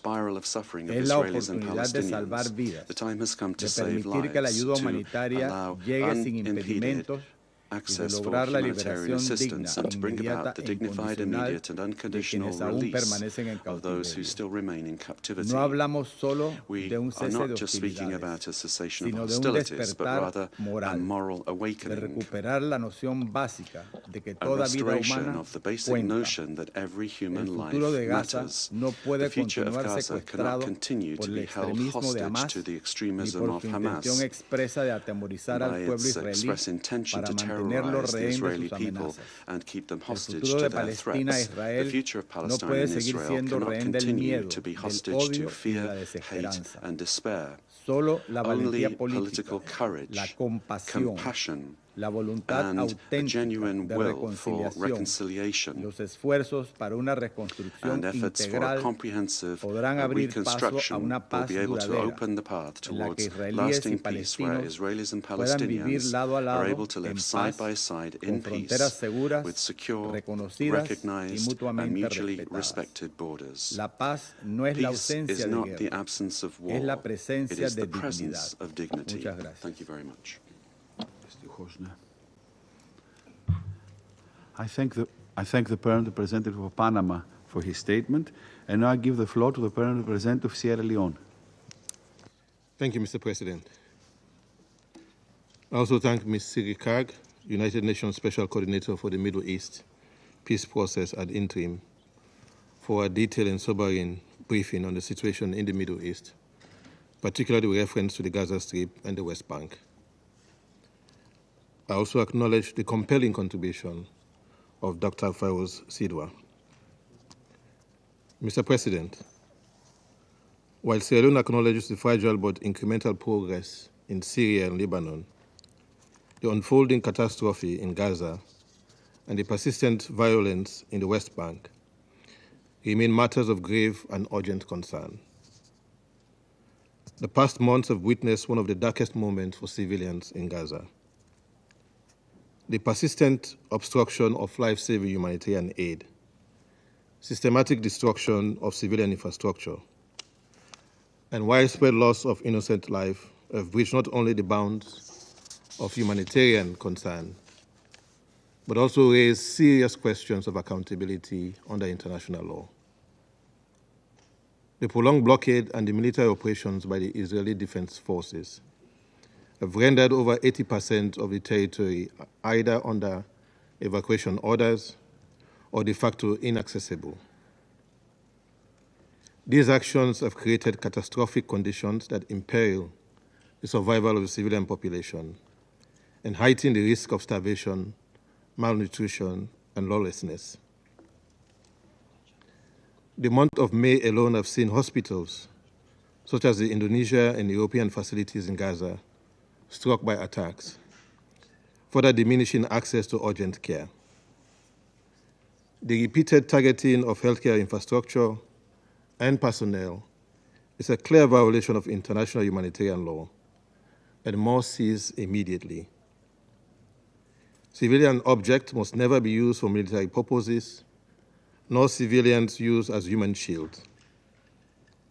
The protection of civilian lives must remain a cardinal principle for all parties to the conflict. In the West Bank, the upsurge in settler violence, forced displacement, and destruction of property, particularly in Tulkarem, Jenin, and Tobas, is deeply concerning. We deplore all such acts, including the killing of civilians by any actor. Mr. President, the toll on civilians in Gaza, especially women and children, continues to shock the global conscience. Sierra Leone stands firm in its commitment to the UN Charter and to the fundamental principles of peace, justice, and human dignity. Accordingly, we must collectively recognize that the situation unfolding in Gaza now bears many of the hallmarks of mass atrocity crimes. The risk is not theoretical. It is real, credible, and escalating. Given our experience, we understand too well the consequences of delayed international action or inaction. We also recall with painful clarity the global failure to prevent the mass atrocities in Rwanda and Srebrenica, subsequently declared as genocide by competent international courts. The International Court of Justice, in its landmark decisions, has underscored the legal and moral duty to act to prevent genocide. The obligation to prevent genocide is not discretionary. It is a preemptory norm of international law, binding on all states. It imposes duty not only to refrain from committing such crimes, but to take active, timely measures to avert them. Presently, we face a moment no less consequential. We are deeply alarmed by the consistent report of indiscriminate bombardment, destruction of vital infrastructure, deprivation of humanitarian assistance, and inflammatory rhetoric.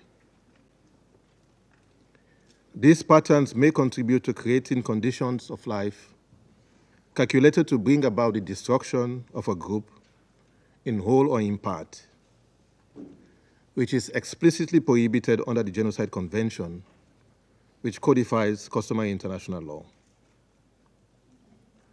We therefore call for the immediate and unimpeded humanitarian access and for urgent international action to forestall further deterioration of the situation. The closure of crossings and the obstruction of aid are unacceptable and must be reversed without delay. The complicity of the international community must not be repeated. Further, the provision of humanitarian aid must be fully aligned with the established humanitarian principles of humanity, neutrality, impartiality, and independence. These principles are not only foundational to the effectiveness of aid delivery, but essential to ensuring that assistance reaches those in greatest need. Aid must never be instrumentalized as a tool of war or subjected to conditionalities that compromise the dignity or survival of affected populations. The integrity of humanitarian operations must be protected at all times, and all parties must allow for safe, timely, and unhindered access for humanitarian actors in accordance with IHL. Mr. President, in January 2024, the International Court of Justice issued provisional measures in the case South Africa versus Israel, directing the State of Israel to take all necessary steps to prevent acts prohibited under the Genocide Convention. On 24 May 2024, these measures were expanded to include halting the military offensive in Rafah, and allowing humanitarian access. Sierra Leone underscores that these orders are binding. Compliance is not a matter of political discretion, but a legal imperative. Failure to do so threatens the legitimacy of the International Court of Justice and undermines the credibility of the rules-based international system. Colleagues, at the core of the current catastrophe lies a crisis of accountability. The scale of suffering endured by civilians in Gaza and in the state of Israel must not go unaddressed. Perpetrators of grave violation of international law must be held responsible. Sierra Leone believes that upholding international law is indispensable to restoring justice and preventing further atrocities. This Council, therefore, cannot remain silent. The Council must act with the clarity and conviction that this moment demands. The credibility of the Council and the lives of the thousands of civilians depend on it. Sierra Leone urges a renewed commitment to this Council's charter responsibilities, particularly in preventing atrocity crimes and upholding international humanitarian law. In the Secretary General's Our Common Agenda and in the Pact for the Future, calls have been made for a more predictable and principled approach to early warning, prevention, and accountability. These frameworks must be operationalized through consistent Council engagement and action, including through veto restraint initiatives, particularly in contexts where the risk of mass atrocity is acute. Mr. President, as we call for urgent action on mass atrocity risk, Sierra Leone affirms that only a political solution can bring sustainable peace. We reiterate our support for the two-state solution, with an independent state of Palestine living side by side with the state of Israel in peace and security. While humanitarian actions are vital, they are no substitute for a sustainable diplomatic process. Ceasefire, release of hostages, and the lifting of humanitarian blockades must be the starting point. We commend the diplomatic efforts of Egypt, Qatar, and the United States, and urge for continued mediation. We call on the parties to act with urgency and in good faith. Sierra Leone believes that unless the root causes of occupation, settlement expansion, and political exclusion are addressed, durable peace will remain elusive. We affirm our full support for a negotiated, just, and lasting political solution, grounded in international law and the relevant UN resolutions. This conflict has inflicted immense suffering, claimed countless lives, and seen too many missed opportunities for peace. The collapse of the ceasefire in March alone resulted in over 3,500 additional civilian deaths, with more than 50 hostages still held in captivity. The international community bears a collective responsibility not only to halt the mayhem, but to foster the conditions for lasting coexistence and peace. We therefore conclude by urging this Security Council to act. We also urge the Council to ensure full respect for international law, accountability for all serious violations, and protection for all civilians, regardless of identity. Let us not allow this moment to pass with inaction or equivocation. The credibility of this Council and the lives of thousands depend on what we choose to do now. I thank you. I thank the Permanent Representative of Sierra Leone for his statement, and now I give the floor to the Permanent Representative of the Russian Federation. Mr. President, we thank the UN Special Coordinator for the Middle East Peace Process ad interim Sigrid Kaag for the briefing on the situation in Gaza, as well as Dr. Sidhwa for his testimony. We wish to take this opportunity to extend our solidarity with the humanitarian coordinator, Tom Fletcher, in connection with the attacks that targeted him after his latest briefing at the Security Council of the United Nations. Mr. President, every new day brings with it tragic news from the Palestine-Israel conflict zone. News headlines are broadcasting the horrific shattering of new records, the number of dead children and women, journalists, humanitarian workers is staggering. Strikes targeting schools and hospitals are no longer shocking to anybody. They have long ago become the living nightmare of the residents of the Gaza Strip, and one can only guess at the conditions being endured in Gaza by those who stand ready to selflessly fulfill their humanitarian duty before the Palestinian people. Despite this, the hope for the possibility of a peaceful resolution to the conflict and the restoration of the January deal, which has been kindled by reports about the intense efforts undertaken by mediators, this hope was still alive. However, this hope was not fated to come to pass.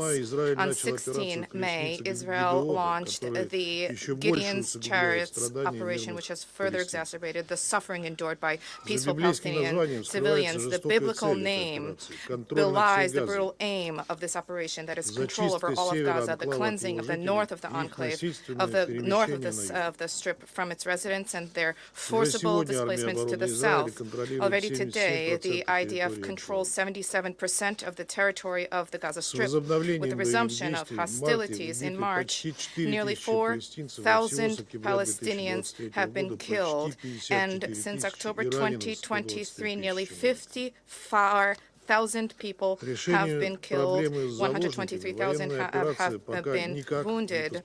The military operation has in no way yet helped to resolve the issue of the hostages. The only hostage who was released recently, the U.S.-Israeli citizen Idan Alexander, was handed over by Hamas representatives as a gesture of goodwill.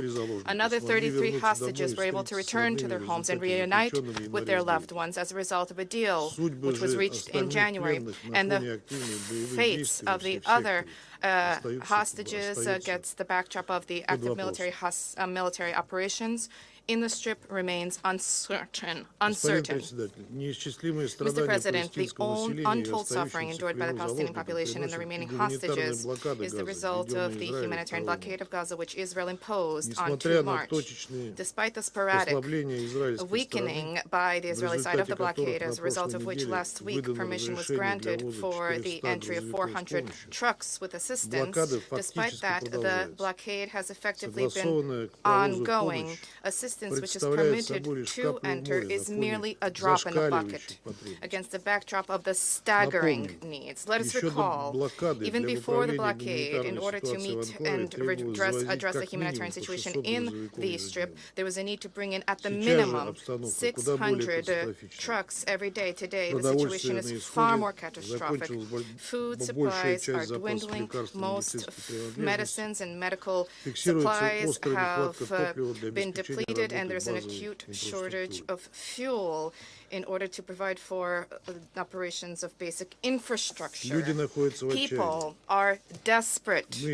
We have seen what happened at the assistance distribution point, the Gaza Humanitarian Foundation point. The humanitarian structures working on the ground unanimously proclaimed their readiness and have been proclaiming their readiness, and most importantly, their ability to provide the Gazan people with all basic goods and services as soon as Israel lifts the blockade and removes any and all obstacles for the delivery and distribution of humanitarian assistance, which the UN Secretariat and the majority of the membership of the Council, including the Russian Federation, categorically condemn.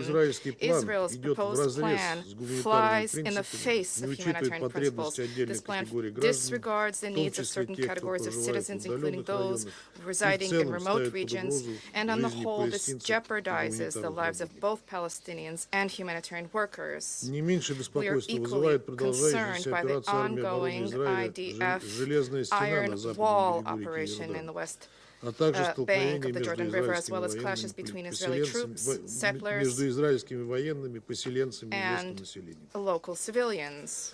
Military operations are engulfing Burkina, Jenin, Tulkarm, Husan, as well as Nablus's and Hebron's environs. Israelis are simultaneously demolishing Palestinian property and carrying out mass arrests of Palestinian civilians. Just recently, at least 40 Palestinians have been detained. Interreligious hatred is being fomented by Israeli leadership's provocative actions, including visits to the Al-Aqsa Mosque compound by approximately 1,500 radical right-wing Israelis who were accompanied by the Minister of National Security of Israel, Itamar Ben-Gvir. Attempts by Western Jerusalem to violate the legal and historical status quo of the holy city's sacred site are illegal and unacceptable. Mr. President, today we are observing a clash of two realities with growing distance between them.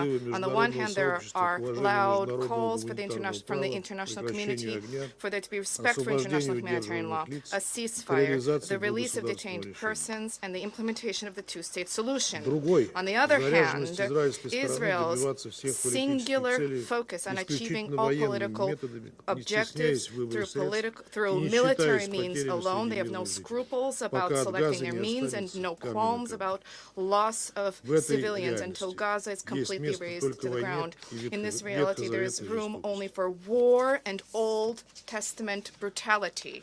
What can we do to align the reality on the ground and the aspirations of the august bodies of the United Nations? For that, the international community needs to undertake meaningful efforts to facilitate the resolution to the root cause of the protracted conflict, the fact that the inalienable right of the Palestinian people to establish their own independent state within the 1967 borders with East Jerusalem as the capital, coexisting in peace and security with Israel, has not been upheld. This will become possible only following the immediate return to the peace process on the universally recognized international legal basis, at the heart of which was and remains the cornerstone, 2 states for 2 people's principle. As the most urgent step to that end, the UN Security Council should send a clear message to the parties about the unconditional cessation of hostilities and to achieve the lifting by Israel of the humanitarian blockade, and this would create favorable conditions for the release of the remaining hostages and detainees, and this would facilitate the resumption of the peace process for Palestinian-Israeli settlement. The tragedy that is occurring before our very eyes in Gaza is, among other things, the consequence of insufficient resolve on the part of the international community to ensure the enforcement of their own resolutions on the establishment of 2 states, Israel and Palestine.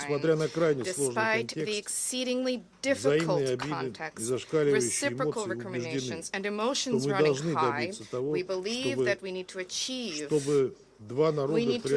having these 2 peoples surmount decades of hostility and to achieve peace, stability, and prosperity for the entire Middle East region.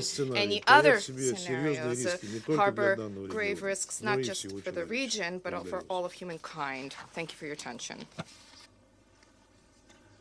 I thank the Permanent Representative of the Russian Federation for his statement, and now I give the floor to the Permanent Representative of Pakistan.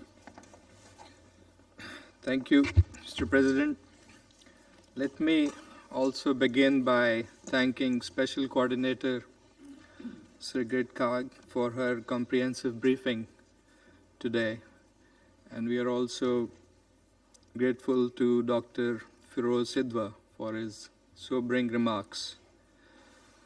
Those were harrowing details, unimaginable, so difficult to listen to and grasp, and one would shudder to think how all those on ground, all those women and children and doctors and humanitarian workers would be coping with that situation on a daily basis. Mr. President, my delegation would also at the outset recall and reaffirm its complete support to the briefings, the objective and truthful and responsible statements by senior UN officials, including USG Tom Fletcher, before this Council. In our view, any undue criticism of their work must be unacceptable. Mr. President, we meet yet again under the shadow of a deepening yet preventable tragedy in Gaza, one that tests not only our conscience, but the very credibility of this Council. This is not a natural disaster. It is a man-made catastrophe. As we heard from both briefers today and many other Council members, this is a man-made catastrophe driven by Israel, the occupying powers' unrelenting, illegal blockade of Gaza, and the callous bombardment and deliberate killings carried out with full impunity. The numbers are staggering. More than 54,000 Palestinians have been killed, majority of them children and women. Over 122,000 have been injured. Gaza's people face continuous indiscriminate assault from land, air, and sea. The psychological and societal trauma is beyond measure, beyond imagination. This is without question one of the gravest humanitarian crises of our times. Mr. President, how many more atrocities must be committed before this Council does what is right, morally, legally, and under the UN Charter? Words of concern are no longer enough. The time to act, the time to prevent genocide is now. As Dr. Sidhwa said, we must not allow these atrocities to be normalized, for that would be an affront to international law and human dignity. To grasp the scale of this catastrophe, let me highlight 4 urgent dimensions of the suffering in Gaza. First, the health and medical system has collapsed. It has, in fact, been systematically destroyed and dismantled. Hospitals are overwhelmed, operating without fuel, without sanitation, without essential supplies. More than 800 health facilities and assets have been attacked. Medical workers have been killed, ambulances destroyed. This is the systematic erasure of the right to health and to life. Second, famine is no longer a threat. It is here. In Gaza, at least 57 children have already died of hunger. 1 in 5 Gazans could face starvation. Humanitarian convoys are being blocked or attacked. Relief workers are being targeted. Starvation is being weaponized flagrantly and illegally. Third, Gaza's civilian infrastructure lies in ruins. Water systems are destroyed. Electricity is cut. Communications are blacked out. More than 80% of homes have been destroyed. Most of Gaza now lies within a militarized zone. This is not collateral damage. It is deliberate, orchestrated destruction designed to break the will of the Palestinian people to survive. Fourth, the toll on women and children is unspeakable. According to UN Women, over 28,000 women and girls have been killed, 1 every hour since October. 50,000 women are pregnant. Next month, more than 5,000 will give birth, many in tents, on the streets, without electricity, clean water, or medical care. And while Gaza is being decimated, the West Bank remains under siege. Displacement is rising. Movement is restricted. Violence by settlers continues unchecked. In just the past 4 months, Israeli occupying forces have killed more than 130 Palestinians. Homes are being demolished. arbitrary arrests continue.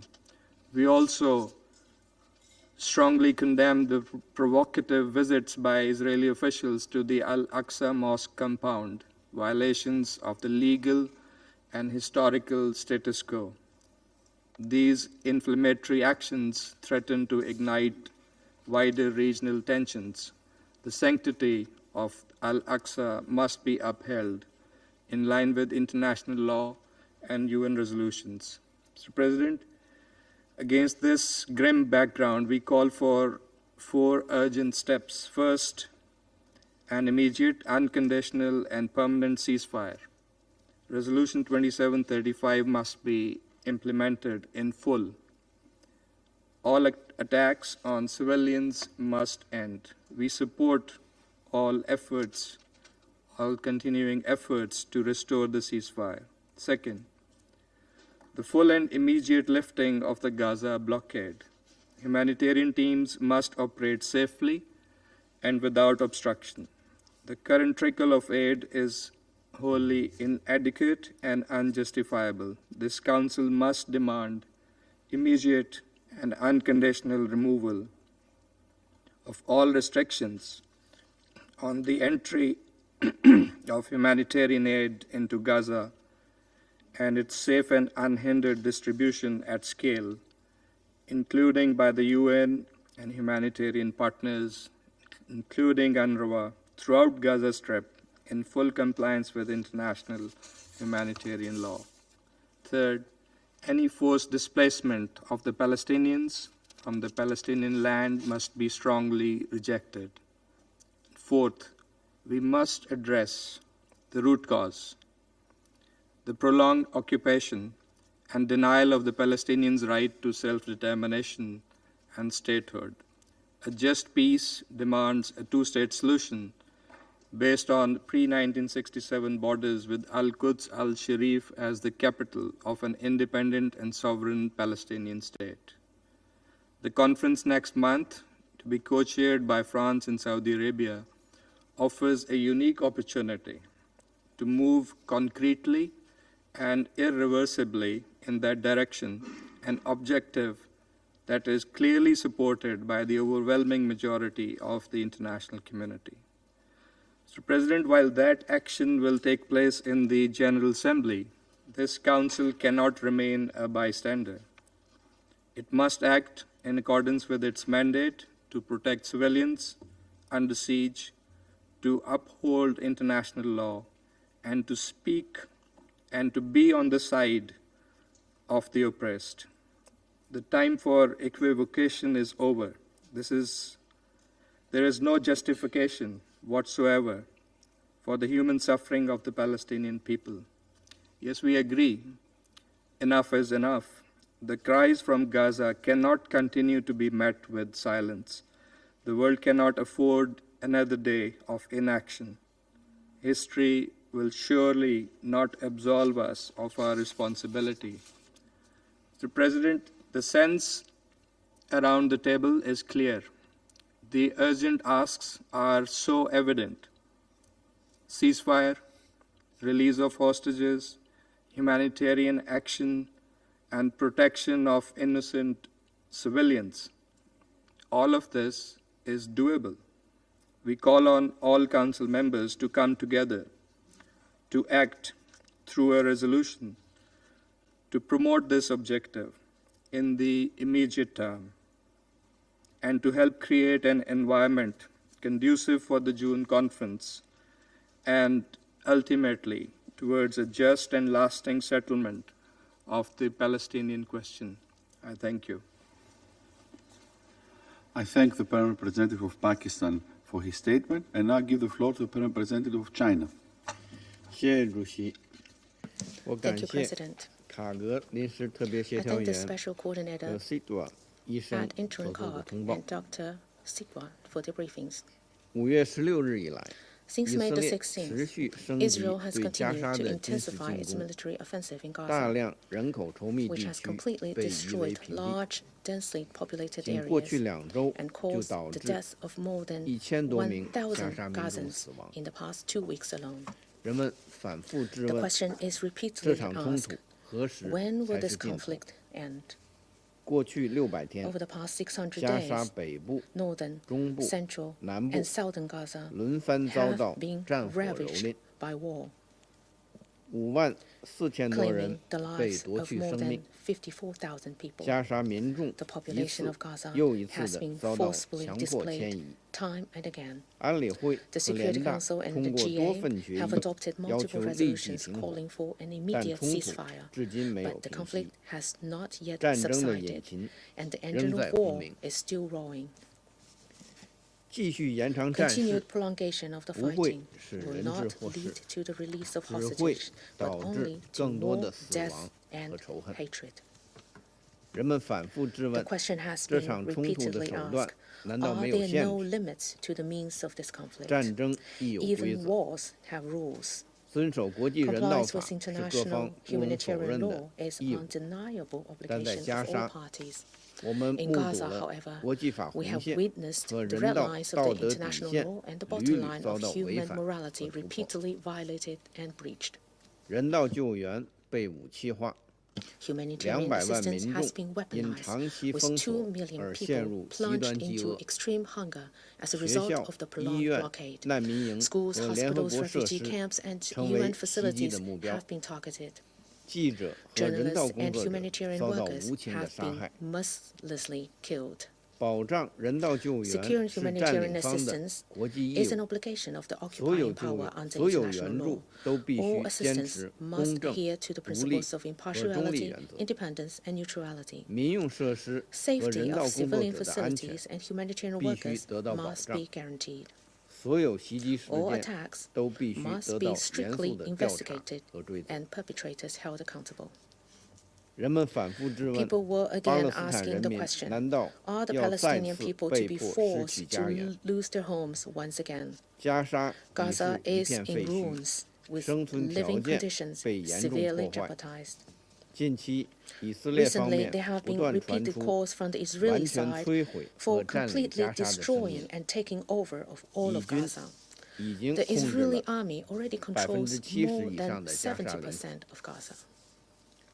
At the same time, continued expansion of settlements in the West Bank and intensified settler violence gravely limits the space for the Palestinian people to survive.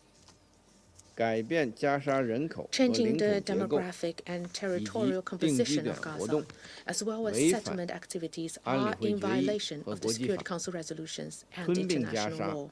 The annexation of Gaza and the West Bank will completely take away the prospects for peace in the Middle East. In the face of such questions, China firmly reiterates that a durable ceasefire in Gaza cannot be delayed, and that Israel must immediately cease all military operations.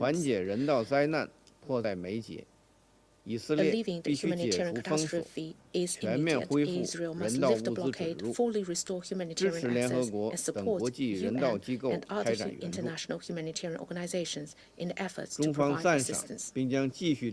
China appreciates and will continue to support the work of USG Fletcher. Gaza and the West Bank are an integral part of the state of Palestine. The international community must firmly oppose any attempt to annex the territories of Gaza or the West Bank and oppose forced displacement of the population of Gaza. The United States, as a country with significant influence over the parties involved, should act in a fair and responsible manner and take effective and forceful action. The Security Council bears the primary responsibility for the maintenance of international peace and security. Algeria and other members of the Council are currently working on a new draft resolution. China supports the Council's efforts to take effective action to promote a durable ceasefire and alleviate the humanitarian catastrophe. President, the implementation of the two-state solution is the only viable way to resolve the question of Palestine. The international community must step up its efforts to promote the political process for this two-state solution. We look forward to the high-level conference on the implementation of the two-state solution to be held in June, and hope it will provide new impetus to the prospect for realizing the two-state solution. China will continue to make joint efforts with the international community to promote the quelling of fighting in Gaza, alleviate humanitarian catastrophe, realize a comprehensive, just and lasting solution to the question of Palestine, and restore peace and stability in the Middle East. Thank you, President. I thank the Permanent Representative of China for his statement, and now I give the floor to the Representative of the Republic of Korea. Thank you, Mr. President. I thank Special Coordinator Sigrid Kaag for the important briefings, and I also thank Dr. Feroze Sidhwa for his compelling testimonies and your devotions on the ground. Mr. President, the current violence and suffering unfolding in Gaza for the last 19 months makes us doubt that we are now living in the 21st century. The recent killing of Yakin Hamad, an 11-year-old girl, bravely helping the delivery of humanitarian aid to her neighbors and reporting her survival through social media, exemplifies again the urgent need to immediately end this conflict. As we demand the immediate and unconditional release of all hostages held by Hamas and other militant groups, we urge Israel to stop bombing, which is indiscriminately killing scores of Palestinian civilians and destroying the entire Gaza Strip. The Republic of Korea also reiterates its firm support for the efforts by mediating countries, namely Egypt, Qatar, and the United States, to secure a desperately needed resumption of the ceasefire. We appeal to both Hamas and Israel to faithfully engage with the mediators for an immediate ceasefire and release of all remaining hostages. Mr. President, we remain deeply concerned by the new modalities of the humanitarian aid in Gaza, which reportedly started operations at a severely limited number of militarized locations earlier this week. We reiterate our fundamental position that Israel has a legal obligation to allow the swift and unimpeded flow of aid throughout Gaza, with full respect to the humanitarian principles and in full cooperation with trusted humanitarian agencies, including the UN. In this regard, we call on Israel to listen to the principled voices of humanitarian workers, including the former executive director of the Gaza Humanitarian Foundation, who tendered his resignation because, I quote, "he could not adhere to the humanitarian principles of humanity, neutrality, impartiality, and independence," unquote. Not only food, but also other necessities, including medicine and medical equipment, water, sanitation, shelters, and fuel, all are desperate need. Such aid, severely limited in both quantity and access, cannot provide adequate relief to 2 million people in Gaza. Innocent civilians do not deserve such inhumane treatment. Also concerning is that Israel's humanitarian aid plan would lead to the forcible displacement of hungry Palestinian civilians in Gaza by coercing them directly through the promise of withheld food and humanitarian aid to move to areas by the distribution sites. Also unjustifiable is using civilians and civilian infrastructure by both state and non-state actors as human shields. While we demand an immediate ceasefire in Gaza, we also strongly demand all parties to this conflict adhere to their obligation under international humanitarian law and to hold responsible those who violate them. Mr. President, turning to the worsening situation in the West Bank, we reiterate our call for an immediate de-escalation and full respect for international law and relevant Security Council resolutions. Last week's incidents where Israeli soldiers fired warning shots at dozens of diplomats visiting the city of Jenin in the northern West Bank clearly shows that under the current occupation with severe military operations, no one, not even foreign diplomats, are safe. Under international humanitarian law, the occupying power must maintain the status quo, as detailed in Resolution 2334. Israel should cease all settlement activities in the OPT, including East Jerusalem, and any incitement and inflammatory rhetoric, especially vis-à-vis holy sites in Jerusalem, must stop. The Republic of Korea expresses its deep concern over Israel's recent approvals for the construction of new settlements in the West Bank. As the construction of settlements is against international law and undermines its viability of the two-state solution, the Republic of Korea calls on Israel to reverse its relevant decisions. In addition, we express concern over the repeated incendiary remarks and acts by senior Israeli officials, including recent visits to holy sites. Unilateral actions and incitement against UNRWA, the UN mandate agency, must also stop. Mr. President, we empathize with the international community on the concern of eroding vision of the two-state solution.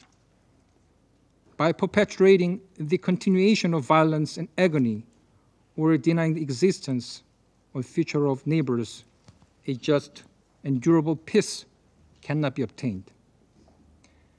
Sadly, the reality today, shown in a harrowing video of a little girl walking in flames after Israeli airstrikes targeting a shelter-turned school, is the opposite.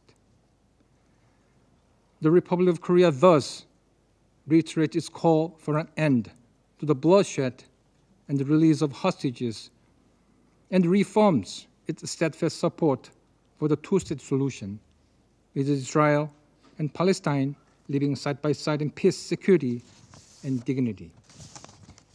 As a UN Security Council member, the Republic of Korea will actively participate in discussions, including the high-level conference in June, to secure peace and revive a viable path toward the resumption of a political horizon based on the two-state solution. I thank you, Mr. President. I thank the representative of the Republic of Korea for his statement. I shall now make a statement in my capacity as representative of Greece. I wish to thank Special Coordinator Mrs. Kaag for her detailed briefing today, as well as Dr. Sidhwa. Colleagues, it has been only a week since our last discussion at the open debate on the protection of civilians in armed conflicts, where Member States emphatically referred to the unacceptable humanitarian situation in Gaza, with the most vulnerable groups, women and children, suffering the most. A child never starts a war, and yet, as Sophocles reminds us, war loves to seek its victims in the young. Thousands of children have been killed, wounded, separated from their families, deprived of the basic rights to grow up healthy, and stripped of their dreams for a better future. With each passing day, more Palestinians are at risk of dying, falling thousands. The latest IPC report clearly warns of an entire population at critical risk of famine. Hundreds face the risk of succumbing to the injuries, as hospitals have either suspended the operation or have been shut down.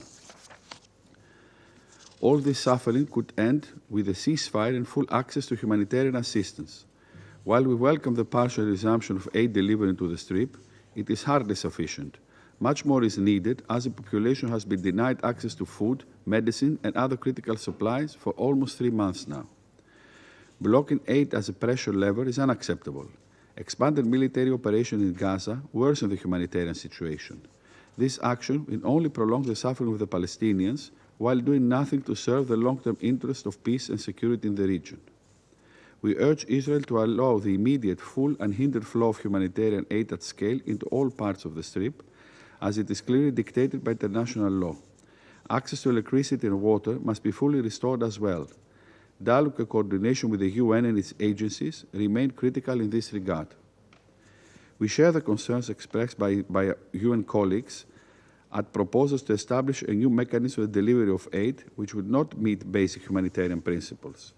We cannot support a scheme which does not prioritize the needs of civilians, undermines the UN's ability to operate independently, excludes specific parts of Gaza, and increases further instability and insecurity. At the same time, we are gravely concerned by the attacks on humanitarian aid workers. These people have chosen to serve humanity at the risk of their own lives.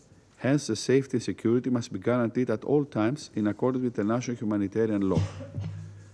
We strongly condemned incidents of anti-Semitism, including the recent deadly shooting in Washington, D.C., which claimed the life of 2 embassy staff members. We extend our condolences and solidarity to the families and to the State of Israel. Turning to the West Bank, we strongly condemn the incident with shots fired during a visit of foreign diplomats in Jenin, and we accept this incident to be fully investigated and accountability clearly assigned. We also deplore the increase of settlement activity and violence. Hostages are still suffering at the hands of Hamas. We reiterate a strong condemnation for the cruel treatment of the hostages, and our position that all hostages must be released immediately and unconditionally. Colleagues, peace cannot be kept by force. It can only be achieved by understanding. Both parties need to strive for a permanent and sustainable ceasefire, as well as to revitalize the political process with the ultimate goal of achieving a 2-state solution, in accordance with the relevant Security Council resolutions. In this way, both Palestinian and Israelis will finally be able to live side by side in peace and security. In this regard, we look forward to the upcoming June conference under the co-presidency of France and Saudi Arabia as an important contribution toward the ultimate goal of a 2-state solution. We also welcome the Arab plan for the reconstruction of Gaza as presented by Egypt, reconfirming the leading role of a reformed Palestinian Authority to be essential in planning the day after. There is no alternative partner for peace than a reformed and empowered Palestinian Authority capable of exerting effective governance over the West Bank and eventually Gaza, where Hamas will have no role in security of governments and will no longer be in a position to threaten Israel. In concluding, colleagues, it is evident that no good can come out of violence. It is crucial to break the vicious circle of violence that has plagued the region for decades and give voice through dialogue to peace, stability, and prosperity. I thank you. I resume now my functions as President of the Council, and I now give the floor to the permanent observer of the Observer State of Palestine.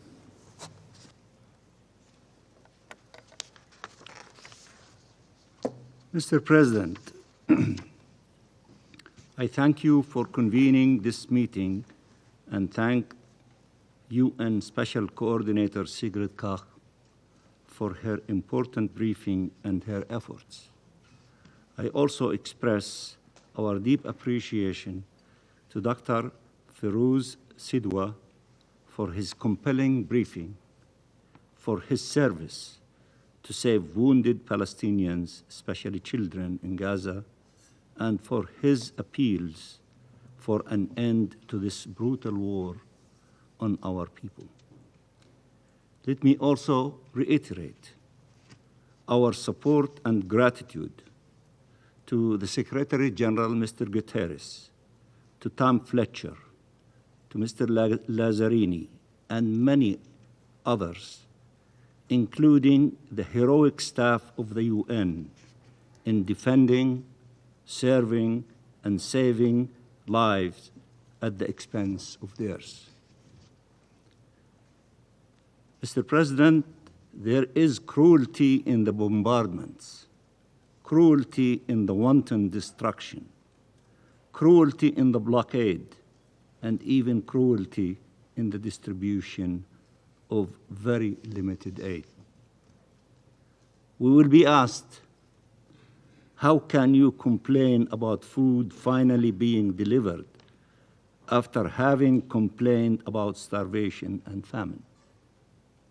Isn't it any aid better than no aid at all? Who said these should be our choices? The doomed fate of our people. A full blockade against an entire civilian population, including 1 million children, depriving them of food, water, medicine, shelter, or a system of aid that is degrading, discriminatory, limited to food and limited in quantity, and which aims at the forcible displacement of the population and at facilitating the unlawful seizing of land. Do you know how we know this is the objective?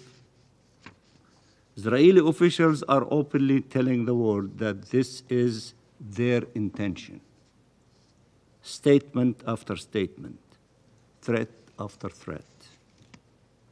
After seeing starvation used as a weapon of war, now we see aid being used as a weapon of war.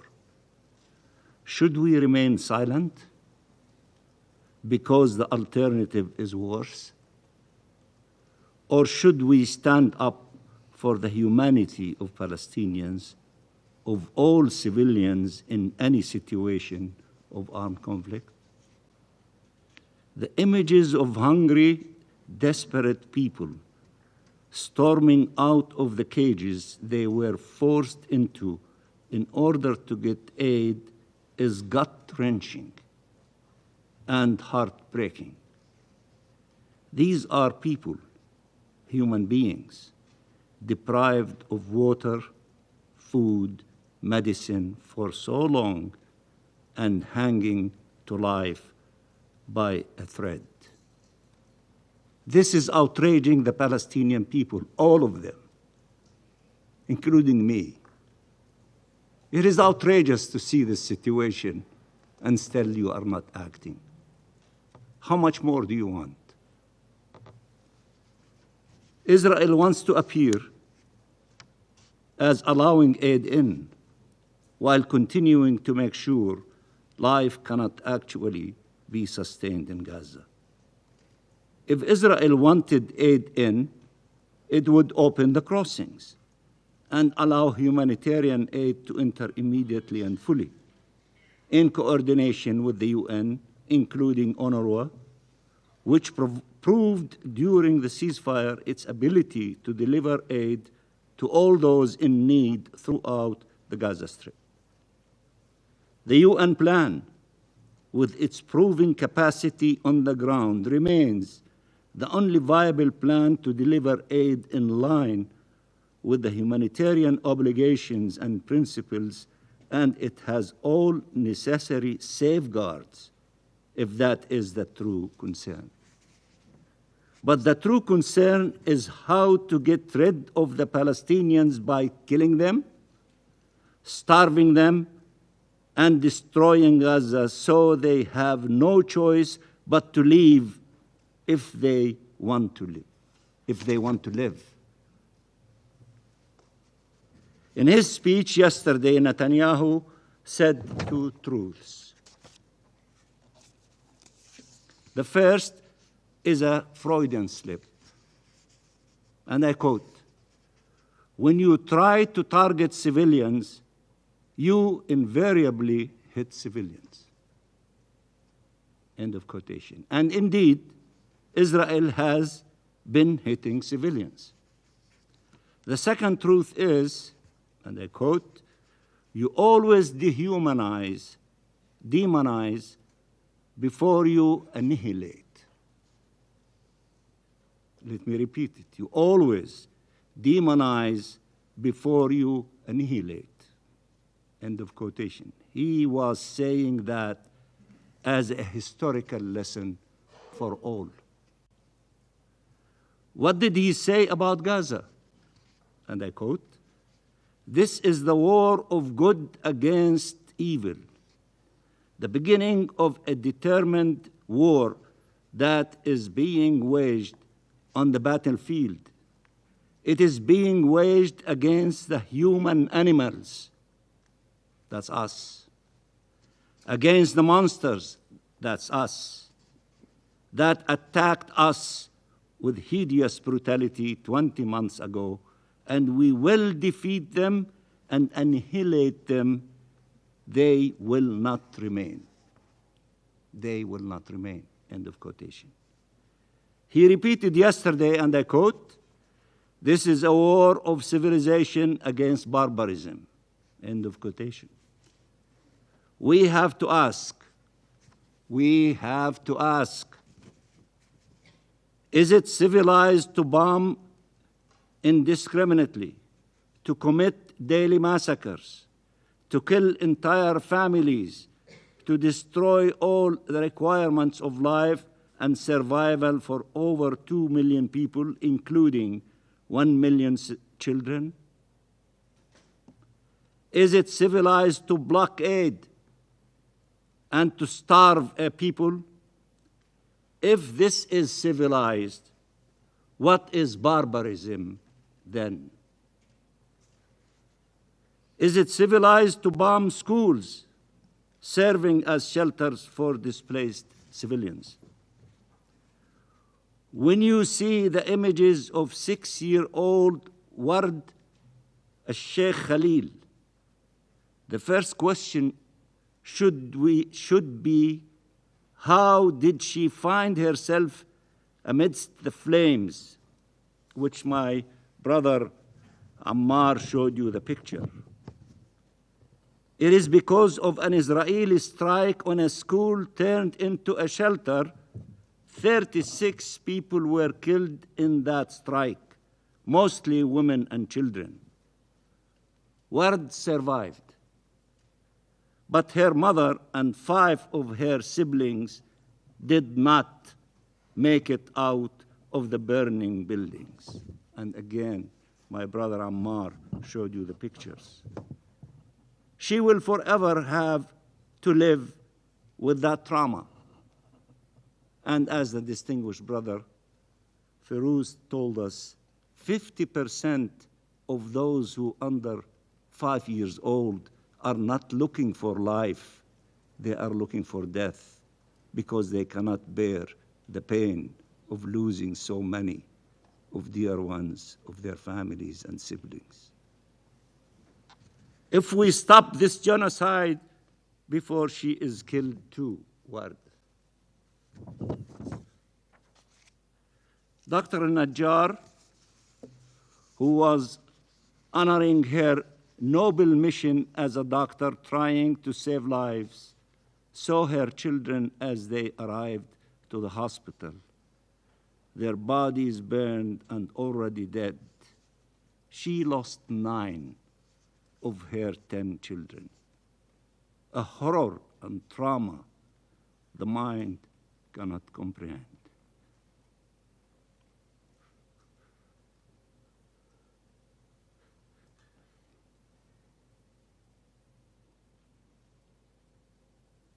The heart cannot withstand.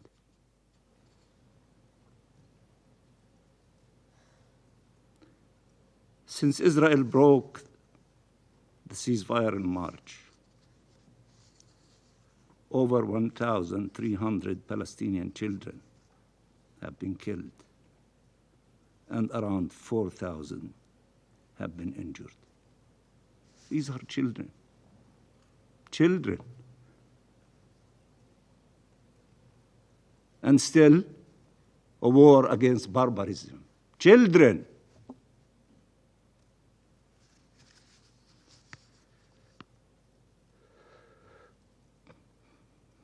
Dozens of children are dying of starvation. The images of mothers embracing their motionless bodies, caressing their hair, talking to them, apologizing to them, is unbearable. How could anyone tolerate this horror?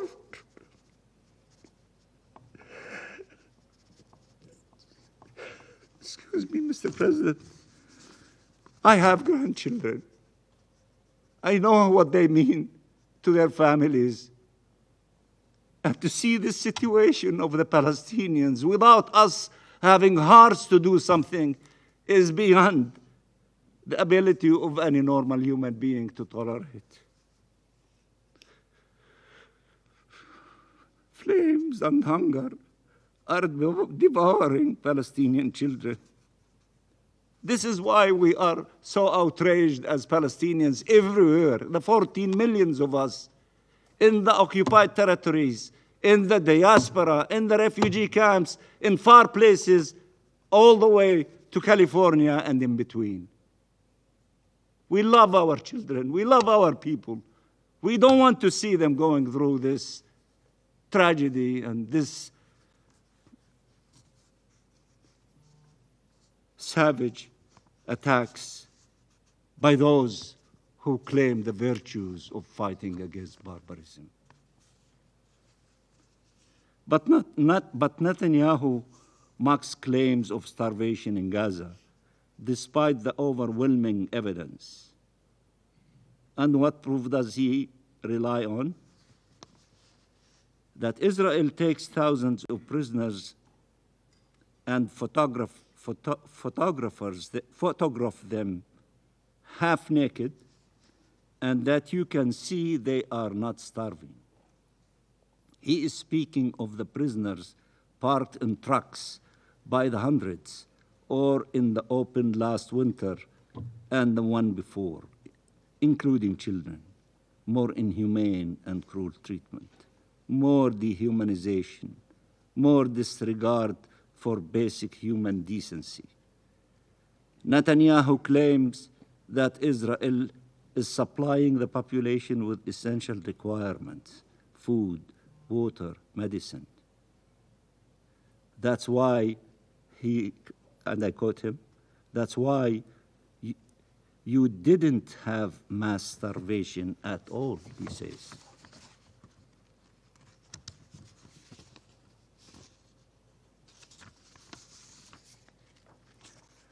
This is the same Netanyahu that decided to impose the total blockade that the people in Gaza endured over the last 10 weeks, deliberately denying them water, food, medicine, and shelter. This is the same Netanyahu who congratulated Smotrich, who, after the decision of allowing some aid end declared, and I quote, "Now we conquer, cleanse and stay until Hamas is destroyed. Along the way, what remains of the Gaza Strip is also being wiped out, simply because everything there has become one big terror city." End of quotation. The same Smotrich who spoke of the expansion of Israel's border on all fronts, inciting the crowd of Israeli extremists storming the streets of the old city of Jerusalem and Al-Haram al-Sharif on the so-called Jerusalem Day. Smotrich shouted, "Are we afraid of the world occupation?" meaning thinking of the situation there. He shouts, "Are we afraid of the world?" The crowd answered, "No, we are not afraid." Are we settling the land of Israel? Are we liberating Gaza? The crowd cheered. Netanyahu said the objective of this destruction, Netanyahu said that the objective of this distribution mechanism was to have a sterile zone in the south of Gaza where the entire population can move. And he has repeatedly said that Israel wants to depopulate Gaza, calling it voluntary migration, the code name for ethnic cleansing and to take control of Gaza. So what should we all do? Pretend we cannot see? We cannot hear? Netanyahu is asking us not to believe his own statements, not to believe that the actions he took actually took place. He is asking you to redefine all of international law to fit Israeli crimes, to enable these atrocities. He is asking you to accept, to bargain with people's lives and with our existence as a nation, and with peace and security for all in our region. He wants to define the terms at the expense of everybody else. His political survival relies on it. We all know this. We have known it for a long time. Nearly 200,000 casualties between killed, injured, and have been the consequence of this. So what should be condemned? Genocidal statements and actions, or statements and actions to prevent the genocide? What should we condemn? There should be no character assassination of those who stand against these brutal policies, while those behind them are never held to account. We should see the truth. We should see clearly. For our part, our position is clear and unequivocal. Nothing can justify attacking civilians, whether Palestinians or Israelis. Double standards no more. We are human beings. We are proud Palestinians. We sit around this table. We should be treated exactly like everybody else. Not to see what you want to see in the mirror and to ignore the obvious, the huge elephant in the room, the Palestinian people. Be fair. Use one stick of measurement. We are like the rest of you, all of you. Don't have a system of measurements for one group and pretend the others do not exist. We do exist. And although I love Mansour, the Palestinian artist, who my sister, Sigrid referred to him, we will never wither away, we will not go as Palestine. Although he said in that famous artwork that he see that Palestine is withering away. But he probably was referring to settlements and other issues. But I can assure you, we are rooted in Palestine more than the olive trees, the Roman ones, rooted in Palestine. We will never go away. We will not wither away. We are staying in our homeland, and we will attain our inalienable rights, hopefully sooner than later. Okay. For our part, our position is clear and unequivocal.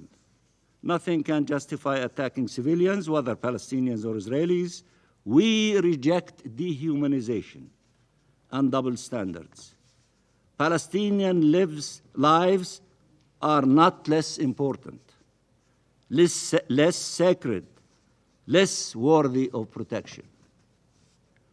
Mr. President, President Trump, together with Egypt and Qatar, is making every effort towards a permanent ceasefire that could end the killing, release hostages and prisoners, begin to end the horrific humanitarian situation, lead to the withdrawal of Israeli forces. The Palestinian Authority is ready to fully assume its responsibilities in the Gaza Strip, both in terms of governance and security, with international support and presence. President Trump said he wants to see peace prevail in the region. That is the Trump plan, not the distorted version promoted by Netanyahu to pursue the war. It is time for all states to do what is necessary to end this genocide, break this siege, end this illegal occupation, achieve the independence of the state of Palestine and the two-state solution and peace. That will be for the benefit of all states and all peoples, Palestinians and Israelis and the entire region. If the Security Council does not act, there is nothing that prevents you from acting in your national capacity. Act in your national capacity. Do something. Stop this crime from continuing against the Palestinian people, this genocide. Let's not try to shift the blames of those who are not acting. Show us your true character, your commitment to international law, your commitment to justice. You can act, and by acting in your national capacity also, you might inspire the Security Council to act in its collective, powerful capacity. This is not a so-called reward or gift. This is the right of the Palestinian people to life, to live as a free people, to live in peace, security, and with human dignity in their homeland, side by side, in peace and security with Israel. These decisions can no longer be deferred. States must act within these halls at the national level, collectively, and at the upcoming international conference in June. They need to show that their resolve far outweighs the will and sinister plans of the enemies of peace. Free Palestine, as hundreds of millions of people are screaming in the streets in every corner of the globe. Free our region from occupation and wars. It has all gone on for far too long. The human toll and suffering are more unbearable than ever. There must be an immediate ceasefire. There must be unimpeded humanitarian aid and protection for our people. Hostages and detainees must be released. The forced displacement of the Palestinian people and annexation of Palestinian land must be stopped. Save Gaza, save Palestine, save the two-state solution, save peace. Thank you, Mr. President. I thank the permanent observer of the Observer State of Palestine for his statement. What? Ah, no. Yes. Okay. I see that the representative of the United States has asked the floor to make a further statement. I give him the floor, please. Thank you, Mr. President. And I just would like to very briefly respond to some of the comments that we just heard, and to say that Israel does have the right to defend itself and has taken numerous measures to limit harm to civilians and address humanitarian needs. And while the loss of civilian life in Gaza is tragic, the responsibility for this rests with Hamas, which could stop the fighting today by freeing the hostages, and agreeing to the ceasefire terms already accepted by Israel. Thank you, sir. I thank the representative of the United States for his statement. And now I give the floor to the permanent representative of Israel. Thank you, Mr. President. Mr. Mansour, you mentioned our Prime Minister many times in your speech, your long speech. I want to remind you the words of our former Prime Minister, Golda Meir, who served 50 years ago in this position, and she said that peace will come when you will love your children more than you hate us. Mr. President, a bright young couple in their 20s were in the prime of their lives dedicated to diplomacy. Yaron Lishinsky and Sarah Lynn Milgram were stars in Israel's foreign service, working in the diplomatic team at the Israeli embassy in Washington, D.C. They were deeply in love. Yaron was planning to propose to Sarah this week in Jerusalem, but they never made it to Jerusalem. A week ago, last Wednesday night, as they were leaving an event for young diplomats hosted by the Capital Jewish Museum, they were shot dead, murdered by a terrorist screaming, "Free Palestine, free Palestine." This was a targeted anti-Semitic assassination of 2 Israeli diplomats on American soil. This was anti-Semitic terrorism of the most horrific order. It was an act of pure evil.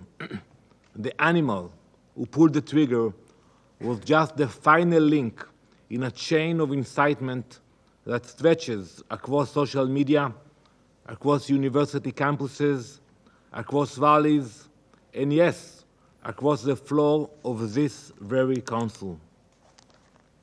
The blood of Yaron and Sarah is not only on the shooter's hands, it is on every official, every influencer, every academic, every anti-Semite, every so-called expert who has spent the last 19 months portraying Israel as a genocidal regime and terrorists as freedom fighters.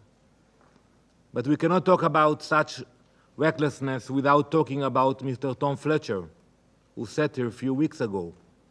Mr. Fletcher has assumed the role of moral preacher. His speeches and statements drip with pomposity and self-righteousness, but not a shred of responsibility. Just a few weeks ago, in this chamber, he accused Israel of genocide. I have demanded the retract of this baseless and vile accusation, but he has not so far. As if that was not outrageous enough, he declared just 2 days before Yaron and Sarah's murder that, quote, and I quote him directly, "There are 14,000 babies in Gaza that will die in the next 48 hours. And you should have seen the way he spoke, like he has some information that we don't have. That claim was a lie. It had no basis in fact, and yet it was broadcast across social media, fueling the already terrible anti-Semitism. Of course, as we all know, 14,000 babies did not die in those 48 hours, but 2 innocent Jews did. Mr. Fletcher was forced to retract that lie after the BBC corrected him. But retractions don't put the bullets back in the gun. They don't bring back Yaron and Sarah. They don't erase the damage done by those who slander the Jewish state without a second thought, without thinking before speaking. Mr. Fletcher, when you engage in blood libels, do not act surprised when blood is spilled in the streets. This is what happens when anti-Semitic propaganda is filtered through the language of human rights. That is what happens when terms like genocide are thrown around like political weapons, stripped of meaning and used to demonize Jews.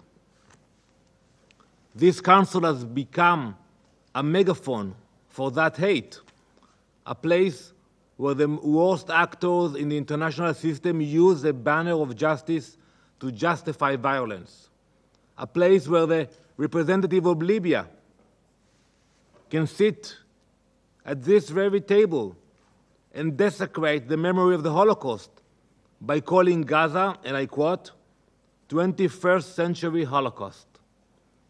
That isn't just distortion, it is Holocaust denial. And yet, there was no condemnation for most of you sitting here. You faced no consequences. At the United Nations, statements like that are tolerated and sometimes even applauded. But don't mistake the applause for morality. Words have consequences. And the murder of two young Israeli diplomats is not detached from what happens in this room. It is the logical end of your narrative.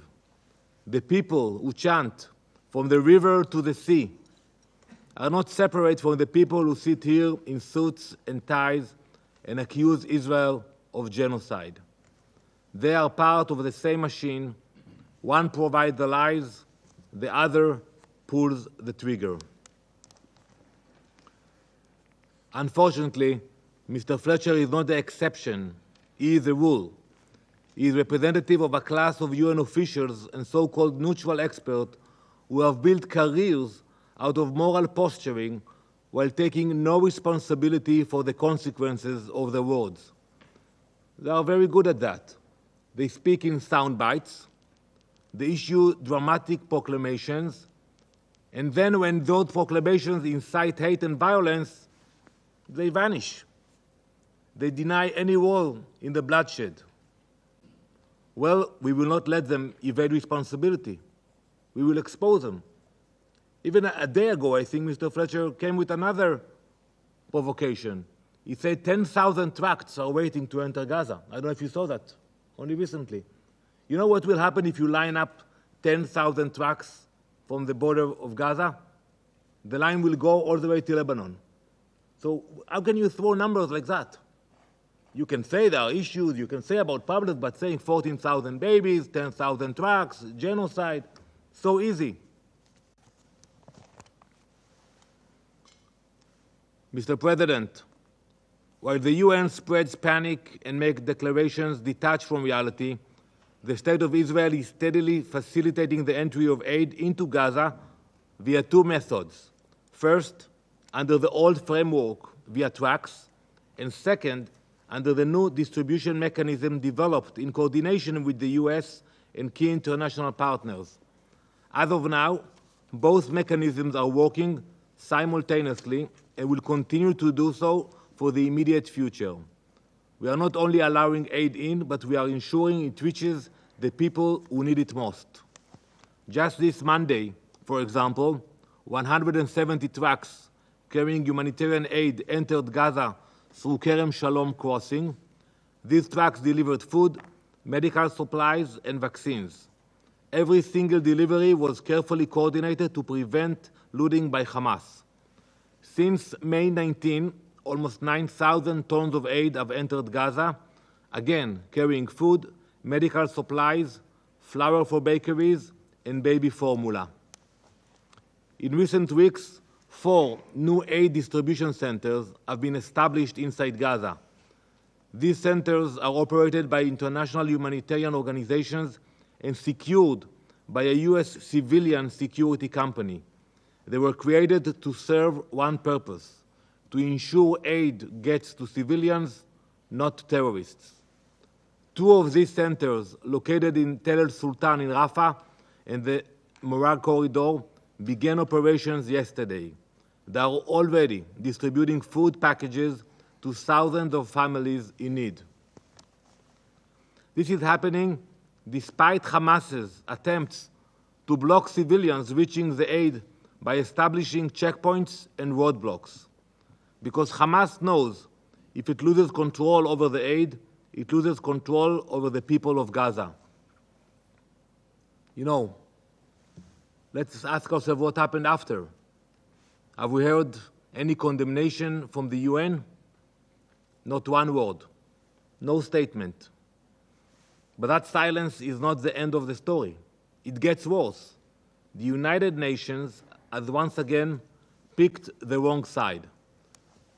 Today, I reveal shocking information. Not only has the UN refused to condemn Hamas for its efforts to sabotage the new aid centers. We have seen the pictures of Hamas blocking people. But the UN is now actively joining Hamas in trying to block that aid. The UN is using threats, intimidation, and retaliation against NGOs that choose to participate in the new humanitarian mechanism. A number of major international NGOs made a decision to take part in the new aid initiative. They decided to ignore the UN's calls for a boycott. They are allowed to do it. They said, we want to give it a try. We want to help this new mechanism. They chose to act because they truly care about what happened.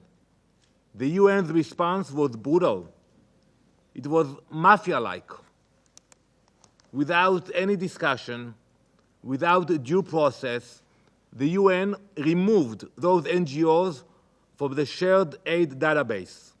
That database, I want to remind you, is a central system for tracking aid deliveries into Gaza. It was created and approved under a UN General Assembly resolution. But those NGOs, they were frozen out. This is the gravest violation of the UN's own principles. It is the extortion of well-meaning NGOs that refuse to kiss the ring. It is a shakedown by UN mobsters. How can they do that? If you don't want to participate, I think it's a mistake.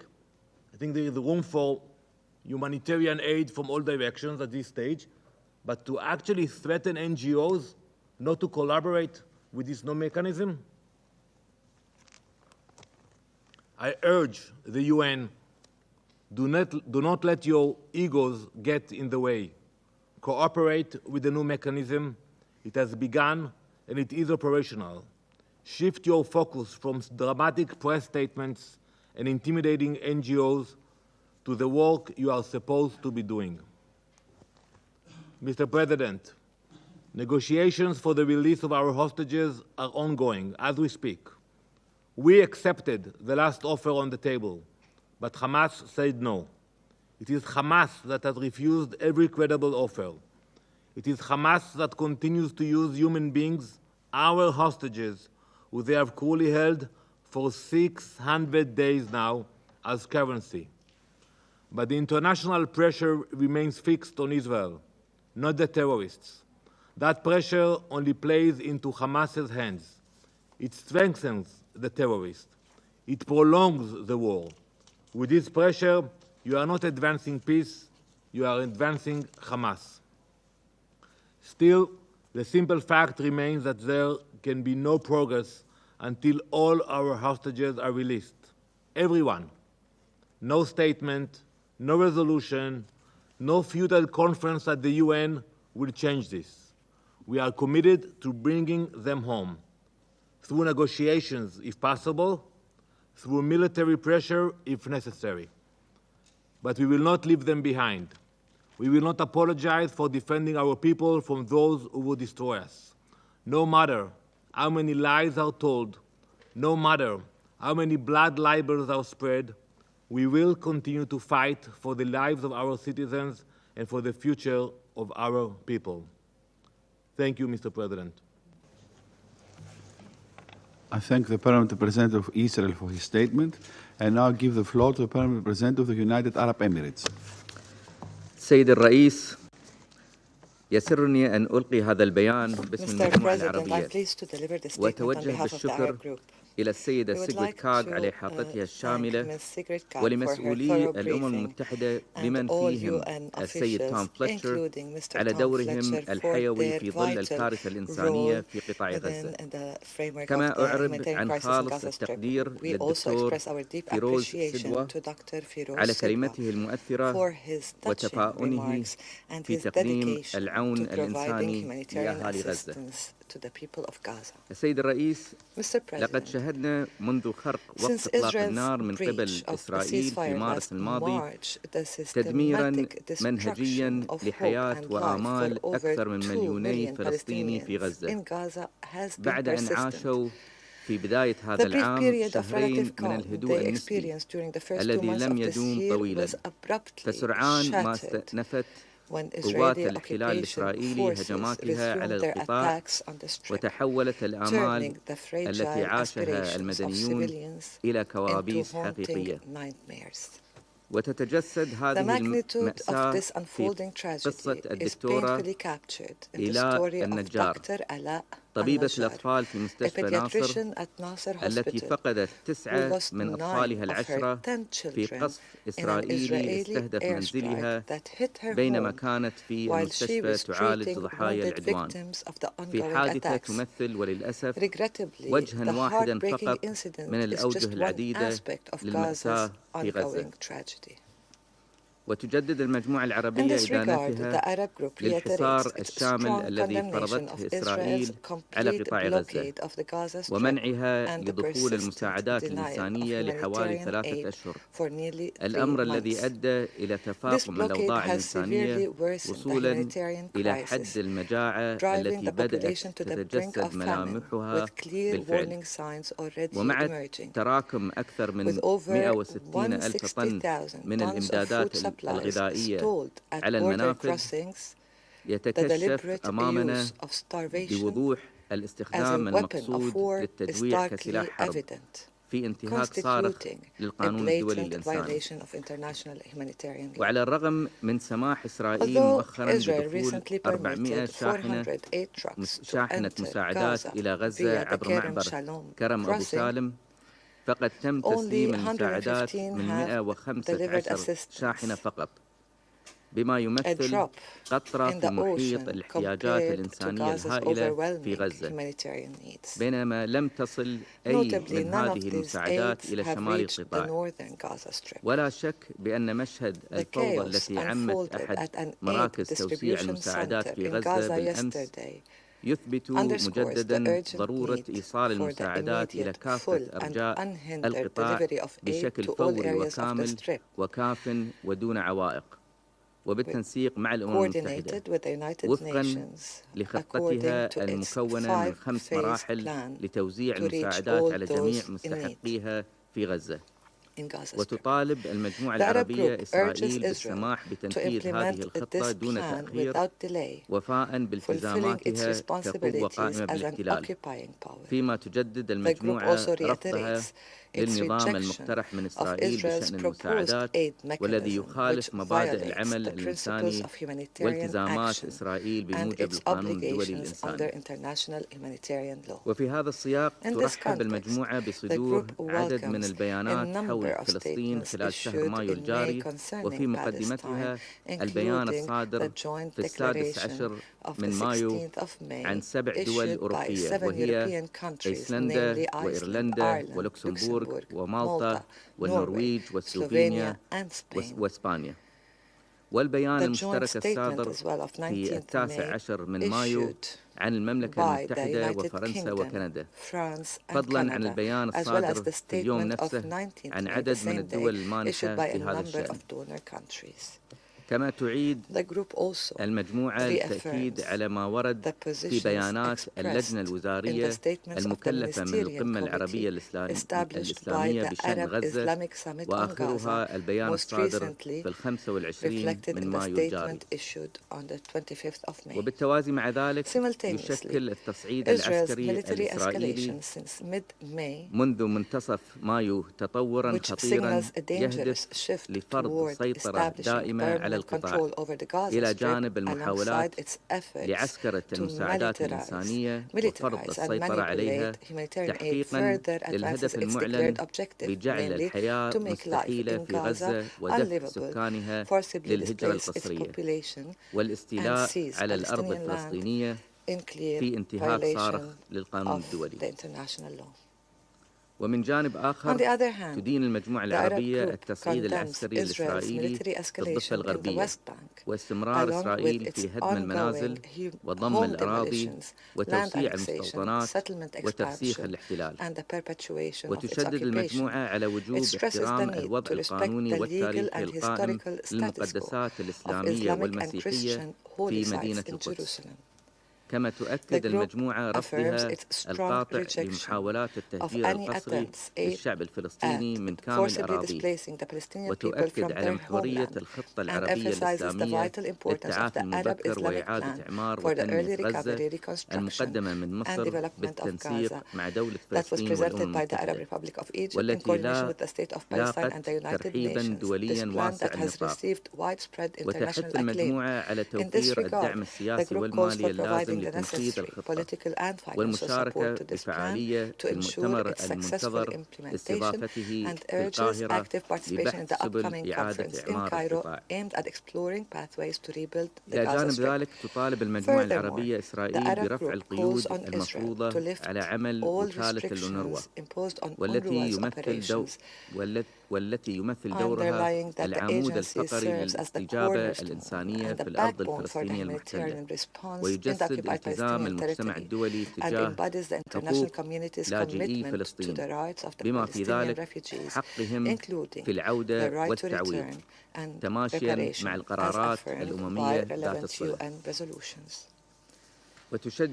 وتشدد المجموعة العربية مجددا على ضرورة إنهاء العدوان الإسرائيلي على غزة، وتطالب بالتزام إسرائيل بالاتفاقية الدولية المتعلقة بمنع الإبادة الجماعية ورفع الحصار واستئناف تنفيذ وقف إطلاق النار وفقا لقرار مجلس الأمن 2735 ووقف كافة الانتهاكات ضد المدنيين والبنية التحتية المدنية والعاملين الإنسانيين بمن فيهم العاملين في المجال الطبي، وضمان حماية المدنيين والإفراج عن الأسرى والمحتجزين. وتقدر المجموعة جهود الوساطة المستمرة لكل من جمهورية مصر العربية ودولة قطر والولايات المتحدة بغية ضمان تحقيق وقف دائم لإطلاق النار واستئناف دخول المساعدات الإنسانية وتبادل الأسرى والمحتجزين والانسحاب الكامل لقوات الاحتلال الإسرائيلي من غزة. السيد الرئيس، إن استمرار دوامة المعاناة والتشريد والقتل في غزة لأكثر من 19 شهرا يشكل وصمة عار في تاريخ الإنسانية، ويتوجب على هذا المجلس أن يرتقي إلى مستوى مسؤولياته التاريخية ويتخذ قراراً لوقف هذه الحرب بشكل دائم وشامل، فكل تأخير في تحقيق ذلك سيعني تفاقم معاناة المدنيين وإزهاق المزيد من الأرواح.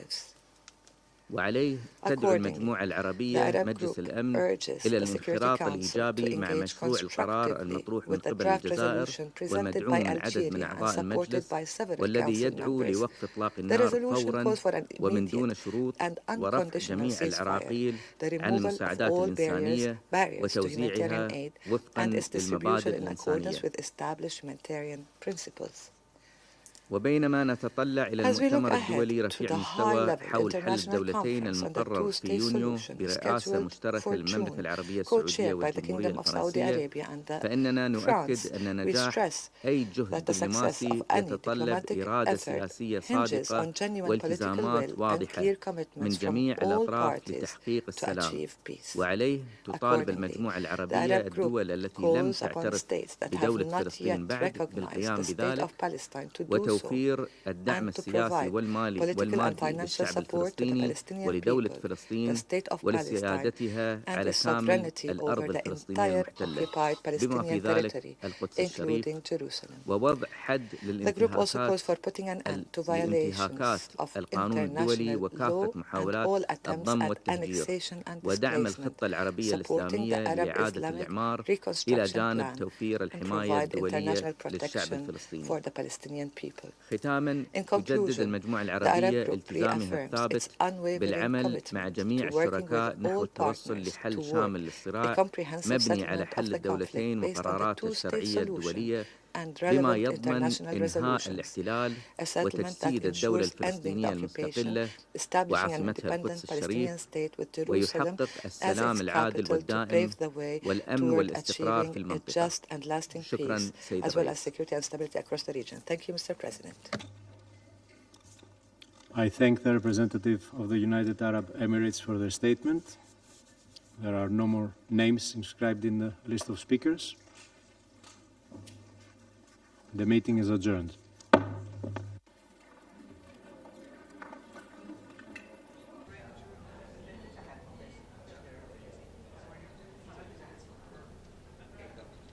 Ladies and gentlemen, Sigrid Kaag. Yes. Hello, good morning. Well, it's been an open session. You've heard the Council, you've heard myself, you've heard the briefer, and I think we're at a very difficult moment. You've heard me say the two-state solutions on life support, and with a very strong push for member states to have courage, conviction, and for peace to really win over politics. We have no other message. Situation in Gaza, of course, we discussed extensively. I mean, you've heard me speak. I don't want to waste words amidst such suffering. Edie. Yes, Edie. Thank you very much, Ms. Kaag. A couple of questions. First, could you answer what the Israeli ambassador said about 400 trucks being on the Kerem Shalom side and not actually moving or getting to warehouses and to people in need? I know you said that it's like a lifeboat after the ship has sunk. And secondly, does the UN have any information on the number of people injured and killed at the aid distribution yesterday by the Gaza Humanitarian Foundation? I think I need to answer your two questions, sadly fairly generically, because it's very dangerous to say what about this instance. I'm in New York now, my colleagues are working on the ground, they may have the latest, and the humanitarian team is issuing a statement. When it comes more generally to the UN's ability to collect and then distribute what is on or in the trucks, that has been subjected to a number of new measures or restrictions and has only hampered our very limited ability to operate in what is an active war zone, including also, of course, the humanitarian zone. The rules have changed, the drivers were vetted, then there were other measures introduced. So it's not as simple and not as black and white, they're there and the UN isn't coming. It is intrinsically more complicated. So I don't want to go into 400 trucks or 9,000 or the volume of 9,000. I think the biggest message is aid needs to be allowed in, sustained, in the volume that is needed to reach all people and allow the UN and the humanitarian partners to do their job the way they've always done and the way they do it wherever else in the world in times of conflict in accordance with international humanitarian law. We shouldn't get stuck on side roads. The high road is, does the aid reach people? Is it sustained? And is it the right volume in accordance with their very broad needs? Because people in Gaza need everything. It's no coincidence that I said people do not say anymore, I'll see you tomorrow. I'll see you in heaven. There's a lot of sadness and weight behind that expression. It says it all. The Israeli ambassador said the two mechanisms would continue operating for the moment. Has Israel indicated at all to the UN as to whether the UN might get cut off and the only option is to go through the Gaza Humanitarian Foundation? Sidhwa has just said in the Oval Office that they've got a new term sheet. They're hoping the president will sign off on it for a ceasefire push. Are you aware of what might be in this? Have you spoken with Mr. Witkoff? Do you share his optimism that this could be a resolution? I think I learned one ground rule in Dutch politics. I don't comment on the comments by others, and I haven't been in the room. So I'm not going to do that. We'll need to wait to be informed. Our focus at the moment, of course, is on the assistance getting in. We're not negotiating.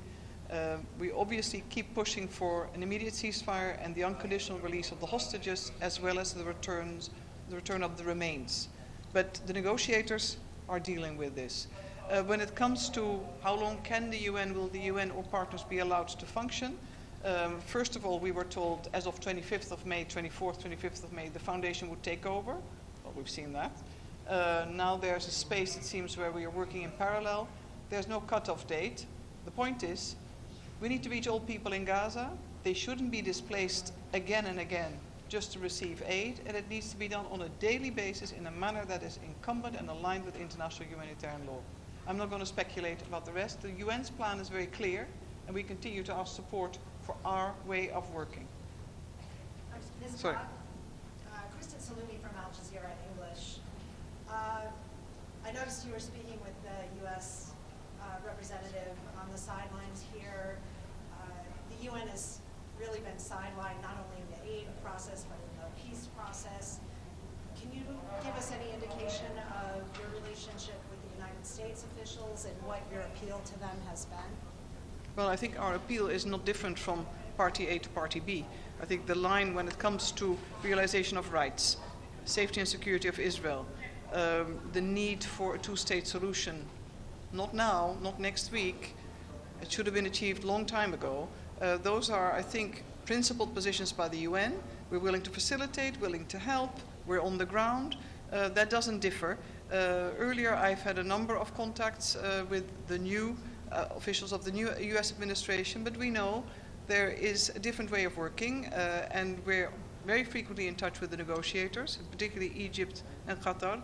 But ultimately, international consensus and legitimacy rests with the resolutions and the Council. And I think it's very fair that a number of Council members and myself referred with great emphasis to the two-state conference, co-chaired rather, by France and the Kingdom of Saudi Arabia, because it's a critical moment in time. It was no coincidence that I said the two-state solutions on life support, and all measures that are taken and continue to be taken, settlements, violence, housing demolitions, all risk creating a very irreversible situation that the two-state solution is no longer truly something that you can realize. Slimane Mansour's famous artwork of 1996 actually points to that. Thank you. I think it's the last question. I have to catch a plane, as always. Jessica Lemazurier from France 24. How concerned are you that US mercenaries are now operating inside Gaza, some of them linked to that notorious firm Blackwater? Yeah. How concerning is that for you? Are you going to speak out against it? Well, I think the UN has spoken very clearly as to what we consider alignment and compliance with international law. That speaks to our plan. I think the privatization of aid and the weaponization of aid is a very dangerous precedent. It doesn't only speak to the situation potentially in Gaza, but worldwide. And we have to look at the things we allow, don't allow, or speak out against, or discourage. It's not only relevant to the here and the now, it is relevant to so many other conflict situations. So I would say support the UN. I'm not going to speculate about everything else I haven't seen, but it's pretty clear. Let's say the experiences of the past speak for themselves. Thank you very much. Thank you.